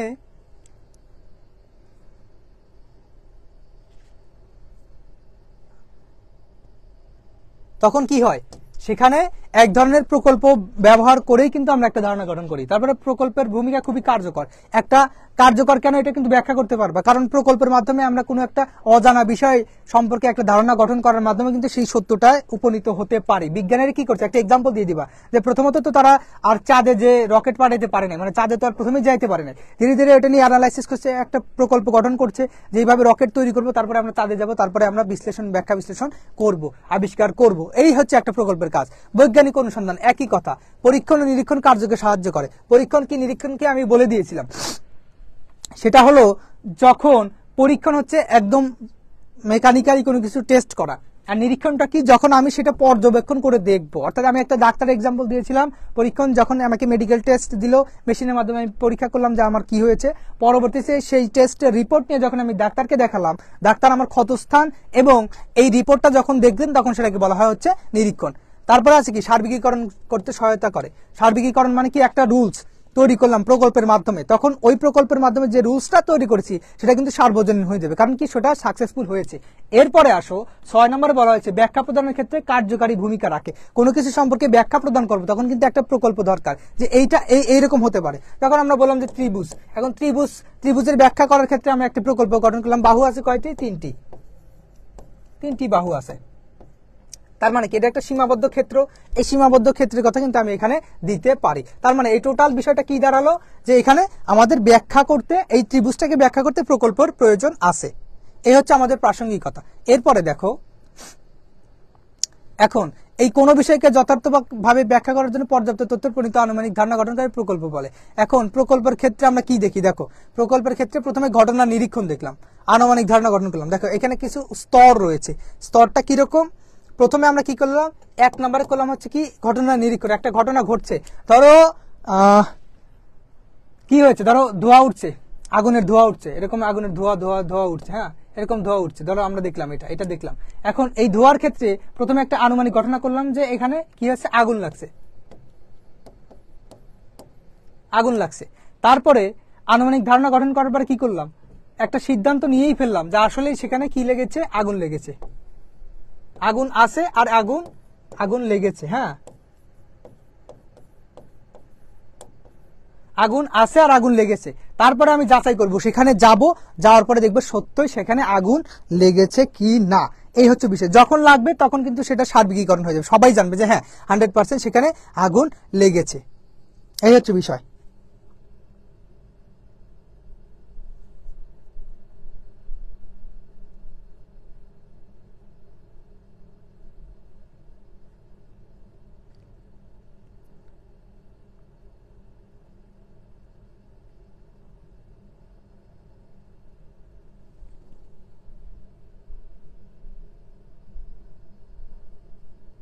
ওকে, তাহলে আসো এখন এইখানে আবার কিছু শর্তাবলী রয়েছে। তার মানে কি,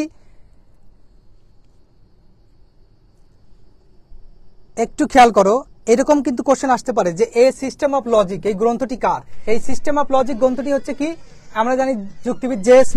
ঠিক আছে। আর কোহেন ও নেগেলের একটা বই আছে, সেটা হচ্ছে introduction to logic and scientific method. এই বইগুলোর নাম কিন্তু জানতে হবে, রাইটারকে, লেখককে, লেখককে এই নামগুলো কিন্তু জানতে হবে, লেখককে।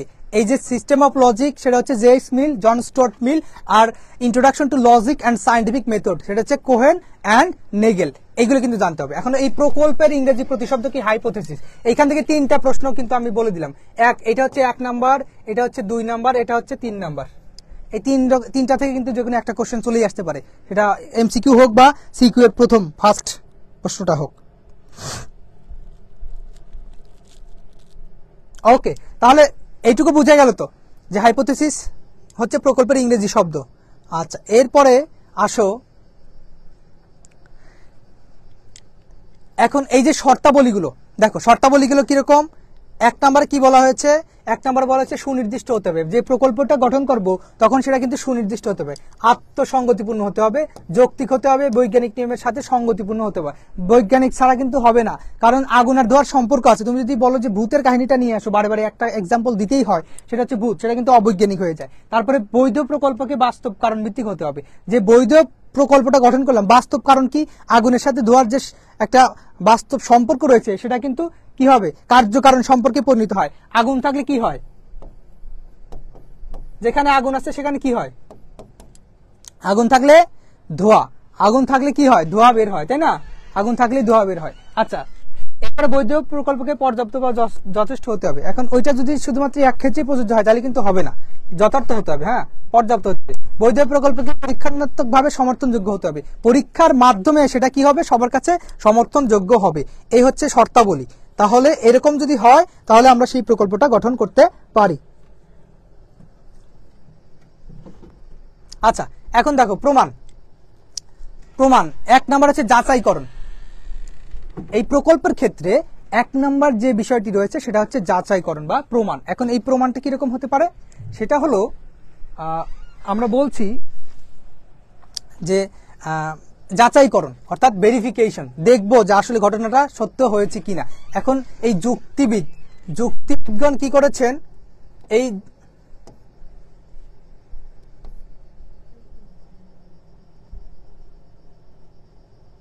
যুক্তিবিদগণ কি করেছেন, এইটাকে আবার 2 ভাগে ভাগ করেছেন। একটা হচ্ছে প্রত্যক্ষ যাচাই আর একটা পরোক্ষ যাচাই। পরোক্ষ যাচাইটা কিরকম, প্রত্যক্ষ যাচাইটা কিরকম একটু বলে দেই। সেটা হচ্ছে আমি যখন নিজে যে দেখবো যে ওখানে আদৌ আগুন লেগেছে কিনা, সত্যি আগুন লেগেছে কিনা, দেখলাম যে হ্যাঁ লেগেছে, তখন সেটা হচ্ছে প্রত্যক্ষ যাচাই। আর পরোক্ষ যাচাই কি, যখন তুমি দেখে এসেছো আমাকে বলছো যে হ্যাঁ ওইখানে আগুন লেগেছে, তখন সেটা হচ্ছে পরোক্ষ যাচাই। তারপরে দেখো 2 নাম্বার কথায় কি আছে, প্রকল্পটিকে পর্যাপ্ত হতে হবে। আমরা বলেছিলাম আবার একমাত্র হতে হবে 3 নম্বরের কথা। একমাত্র হতে হবে, আলাদা কোনো কিছু হওয়া যাবে না। এই হচ্ছে আমাদের 4র্থ অধ্যায়ের আলোচনা শেষ হলো। এরপরে তোমরা একটু খেয়াল করবা, এরপরে হচ্ছে আমাদের 6ষ্ঠ অধ্যায়ের আলোচনাটা করি, সেটা হচ্ছে ব্যাখ্যা। আচ্ছা, এই প্রথমে যে কথাটা আসে এখানে সেটা হচ্ছে এক্সপ্লেনেশন। এখন এই শব্দটি এক্সপ্লেনেশন একটি ইংরেজি শব্দ। এই ইংরেজি শব্দটি এসেছে কোথা থেকে? ল্যাটিন ওয়ার্ড এক্সপ্লেইনার থেকে। এক্সপ্লেইনার থেকে এসেছে। কি এক্সপ্লেনার মানে কি? এটা হচ্ছে উদ্ভূত, যেটাকে উদ্ভূত থেকে, অর্থাৎ এক্সপ্লেনার থেকে, ল্যাটিন ওয়ার্ড এক্সপ্লেনার থেকে উদ্ভূত হয়েছে আমাদের এক্সপ্লেনেশন। এখন উৎপত্তিগত অর্থ দিক থেকে অর্থ হলো কিছুকে সহজ ও স্পষ্ট করা। এটা হচ্ছে কি অর্থ হলো কি? কিছুকে সহজ ও স্পষ্ট, স্পষ্ট করা, সহজ ও স্পষ্ট করা, এটা হচ্ছে এক্সপ্লেনার। এক্সপ্লেনার হচ্ছে কোনো কিছু সহজ এবং স্পষ্ট করা। এটা হচ্ছে এক্সপ্লেনেশনের উদ্ভব হয়েছে এই ওয়ার্ডটা থেকে, ল্যাটিন ওয়ার্ড, এটা মনে রাখতে হবে। ওকে, আচ্ছা, এরপরে আসো, এখন এইটার আবার প্রাসঙ্গিকতা, ব্যাখ্যাদানের প্রাসঙ্গিকতা কি? আমরা প্রথমে কিন্তু সংজ্ঞা পড়েছিলাম, সংজ্ঞা বর্ণনা এগুলো জেনেছি। এখন কিন্তু ব্যাখ্যার আলোচনা চলছে। সেটা হলো কিরকম? ব্যাখ্যাটা কি? ব্যাখ্যা হচ্ছে একদম বিশদ আলোচনা করব, একদম পুঙ্খানুপুঙ্খভাবে সবগুলো বিষয় আলোচনা করব। এটা কোনটার সাথে রিলেটেড, কাজ কি, কোথায় থাকে, কিভাবে উদ্ভূত হয়েছে, কোথায় শেষ হয়ে যায়, এই সম্পর্ক বিষয় হচ্ছে ব্যাখ্যা। ঠিক আছে? এখন এই ব্যাখ্যাটা কি? কোনো বৈজ্ঞানিক গবেষণা বা অনুসন্ধানের তথ্য আবিষ্কার করা এবং বিজ্ঞানীদের পক্ষে বিজ্ঞানের সাধারণ নিয়ম বা আবিষ্কার সম্ভব হয় এই একমাত্র ব্যাখ্যা দানের কারণেই। তাহলে যদি প্রশ্ন আসে যে ব্যাখ্যার তাৎপর্য বা ব্যাখ্যার প্রয়োজনীয়তা ব্যাখ্যা করো বা আলোচনা করো, ব্যাখ্যার প্রয়োজনীয়তা আলোচনা করো, তখন কিন্তু এরকম ভাবে আমাদের লিখতে হবে। ওকে, আচ্ছা, এরপরে দেখো ব্যাখ্যার অনেক প্রকারভেদ রয়েছে। তার মধ্যে আমরা দেখতে পাই প্রথমে বলা হয়েছে বৈজ্ঞানিক ব্যাখ্যা অনুমানের সাথে সম্পর্কিত। একটা হচ্ছে অনুমানের সাথে সম্পর্কিত, প্রকল্পের সাথে, তারপরে হচ্ছে সংযুক্তিকরণের সাথে, মানে যুক্ত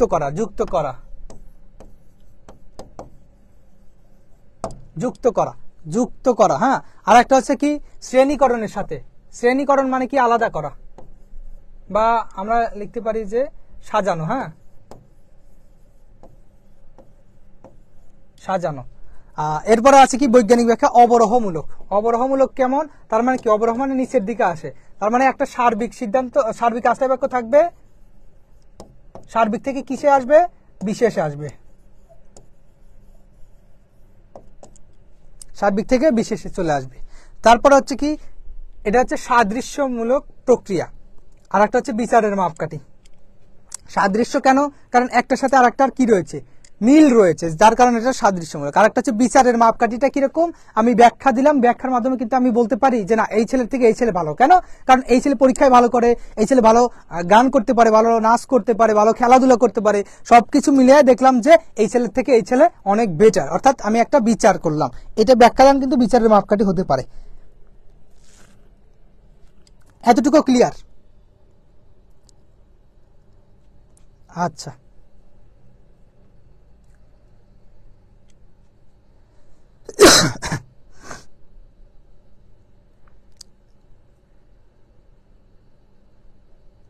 আচ্ছা, এখানে দেখো আমাদের এই সিলেবাসে আর একটা বিষয় রয়েছে,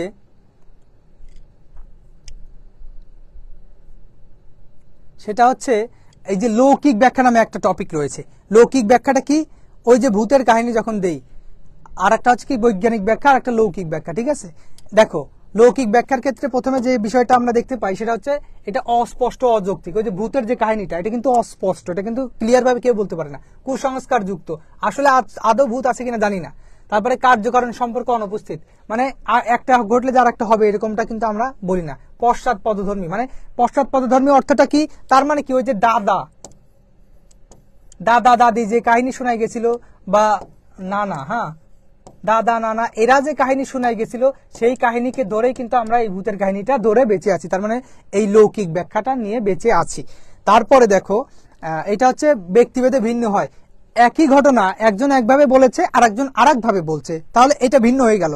এখন এই লৌকিক ব্যাখ্যা আবার সরল প্রকৃতির হয়। কিরকম? এটা একটু সোজা সাপটা, এখানে কিন্তু তোমার জটিল কোনো বিষয় নেই একদম। ধরো একজন লোক একটা গাছের নিচ দিয়ে যাচ্ছে, এখন ওই লোকটাকে ভূতে ধরেছে, তার মানে কি ওই গাছে ভূত আছে, এটা একদম সরল সহজ কথাবার্তা, এখানে কোনো ধরনের জটিল কথার উল্লেখ নেই।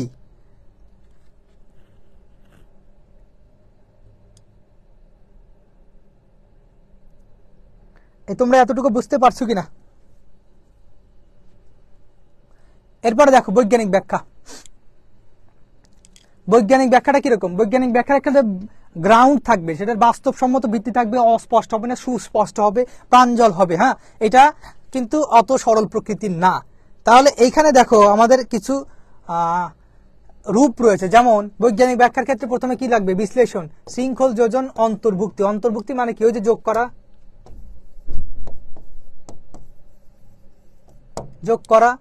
শৃঙ্খল, যোজন, শৃঙ্খল মানে কি? এই যে একটার সাথে একটা, একটার সাথে একটা কি করা? অ্যাড করা, যে এই ঘটনার সাথে এই ঘটনা ঘটে, এই ঘটনার সাথে এই ঘটনা ঘটে। বিশ্লেষণ মানে কি? খুঁটিয়ে খুঁটিয়ে দেখা, খুঁটিয়ে খুঁটিয়ে দেখা, আমি দেখলাম যে আসলে এইটা এইটা এইটা এইভাবে দেখলাম। এই হচ্ছে আমাদের মূল বিষয় বৈজ্ঞানিক ব্যাখ্যার ক্ষেত্রে। আচ্ছা, এরপরে দেখো আমাদের মোটামুটি এই চ্যাপ্টারটা আলোচনাও শেষ হয়ে গেছে ব্যাখ্যার ক্ষেত্রে, কারণ কিছু চ্যাপ্টারে আমাদের আংশিক থাকে, সেই আংশিক আলোচনাটাই করা হয়েছে, কারণ যেহেতু সিলেবাস আমাদের শর্ট, আমরা শর্ট করেই পড়বো। ঠিক আছে, এখন তাহলে আমরা একটুখানি আমাদের সাজেশনে চলে যাই।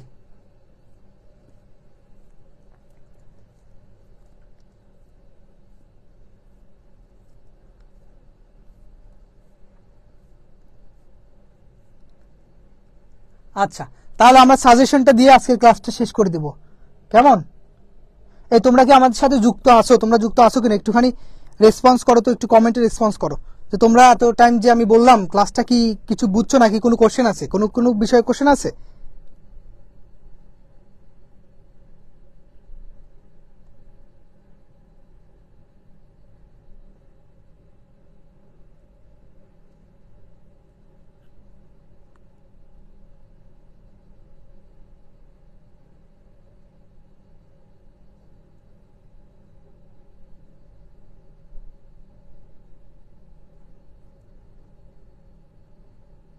আচ্ছা, কারো কোনো রেসপন্স পাচ্ছি না, যাই হোক, তাহলে আমি এই সাজেশন নিয়ে একটু কথা বলি।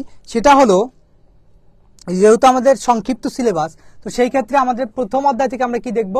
সেটা হচ্ছে যে যৌক্তিক সংজ্ঞা, ব্যাখ্যা ও প্রাসঙ্গিকতা, এই টপিকটা পড়ে ফেলবো।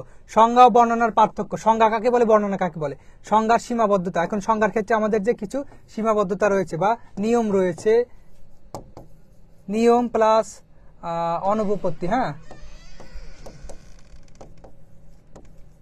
অনুপপত্তি, নিয়ম প্লাস অনুপপত্তি, এই সকল বিষয় পড়ে ফেলবো।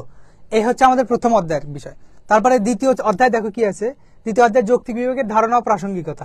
যৌক্তিক বিভাগ কেন করি, যৌক্তিক বিভাগের নিয়মাবলী আর সীমাবদ্ধতা, এগুলো পড়বো। এইটা যৌক্তিক বিভাগের নিয়মাবলী ব্যবহার করে অনুপপত্তিজনিত সমস্যার সমাধান। এই যে আমাদের যে রুলস বা নিয়মগুলো রয়েছে, সেই নিয়মগুলো কিভাবে অ্যাপ্লাই করতে হয়, এগুলো কিন্তু আমরা একটুখানি ডিটেলসে পড়ে নেবো। আমি কিন্তু বলে দিয়েছি, ক্লাসেও বলেছি, আজকেও বললাম। ঠিক আছে, এরপরে দেখো আমরা দ্বিতীয় অধ্যায় বললাম।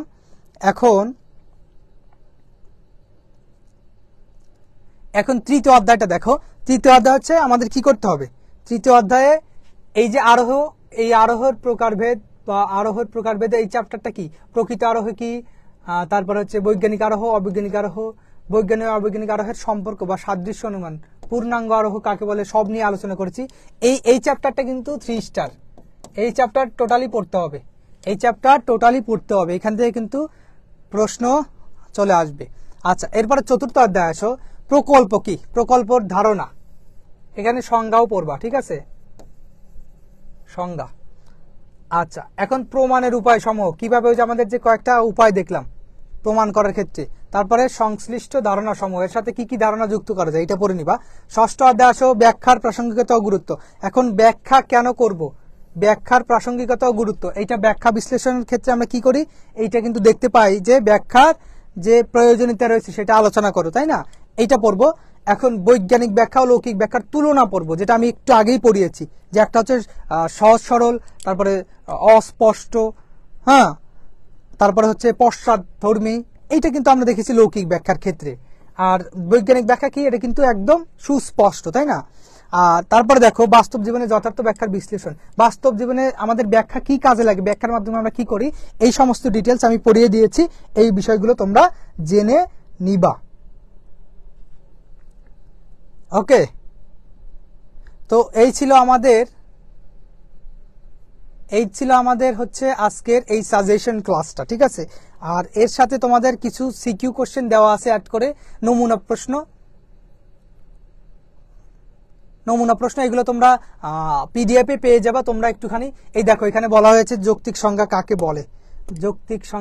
কাকে বলে, তারপরে সংজ্ঞার দুর্বোধ্য ভাষা ব্যবহার করা যায় না কেন, এগুলো করবা, পড়ে নেবা। প্রকল্প কাকে বলে, দেখো এখানে বেশ কয়েকটা প্রশ্ন দিয়েছি, এখান থেকে মোটামুটি তোমরা কয়েকটা প্রশ্ন কমনও পেয়ে যাবে, একদম হুবহু কমন পেতে পারো, ঠিক আছে। আচ্ছা, এখানে প্রকল্প দেখো, একটি প্রকল্প কেন বৈধ হয় এগুলো নিয়ে আলোচনা হবে। তারপরে এখানে আসতে পারে ব্যতিরেকি পদ্ধতি, অন্যয় ব্যতিরেকি, এগুলো এইটা একটু কম ইম্পর্টেন্ট, এটা না আসতে পারে। তবে ব্যাখ্যা কাকে বলে, ব্যাখ্যার ঘটনার প্রকৃতি, এই বিষয়গুলো নিয়ে তোমরা একটুখানি বেশি বেশি পড়বা, ঠিক আছে। এখানে দেওয়া আছে শ্রেণীকরণ কত প্রকার, যে শ্রেণী করি এটা মানসিক প্রক্রিয়া কিনা। আর এইটা আসবে না, এটা পড়ার দরকার নেই। 6 নাম্বারটা তোমরা পড়বা না, এটা পড়বা না। আচ্ছা, এই যে প্রকল্প আর সাদৃশ্যমূলক অনুমান, এই দুইটা 7-8 কিন্তু পড়ে নিবা। এই 7-8 দেখবা, এখান থেকে কিন্তু কমন পড়ার সম্ভাবনা রয়েছে। তো এই ছিল আজকের ক্লাস আমাদের। আর আগামীকাল তোমাদের এমসিকিউ নিয়ে ক্লাস হবে। এই সেকেন্ড পেপারের বেশ এমসিকিউ আমরা অ্যাড করে আমরা ক্লাসটা নিয়ে নেব, ঠিক আছে।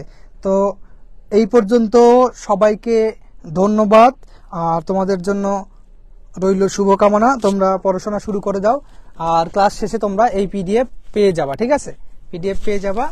তো আজকের মতো আমি এইখানেই ক্লাসটা শেষ করছি। সবাইকে ধন্যবাদ।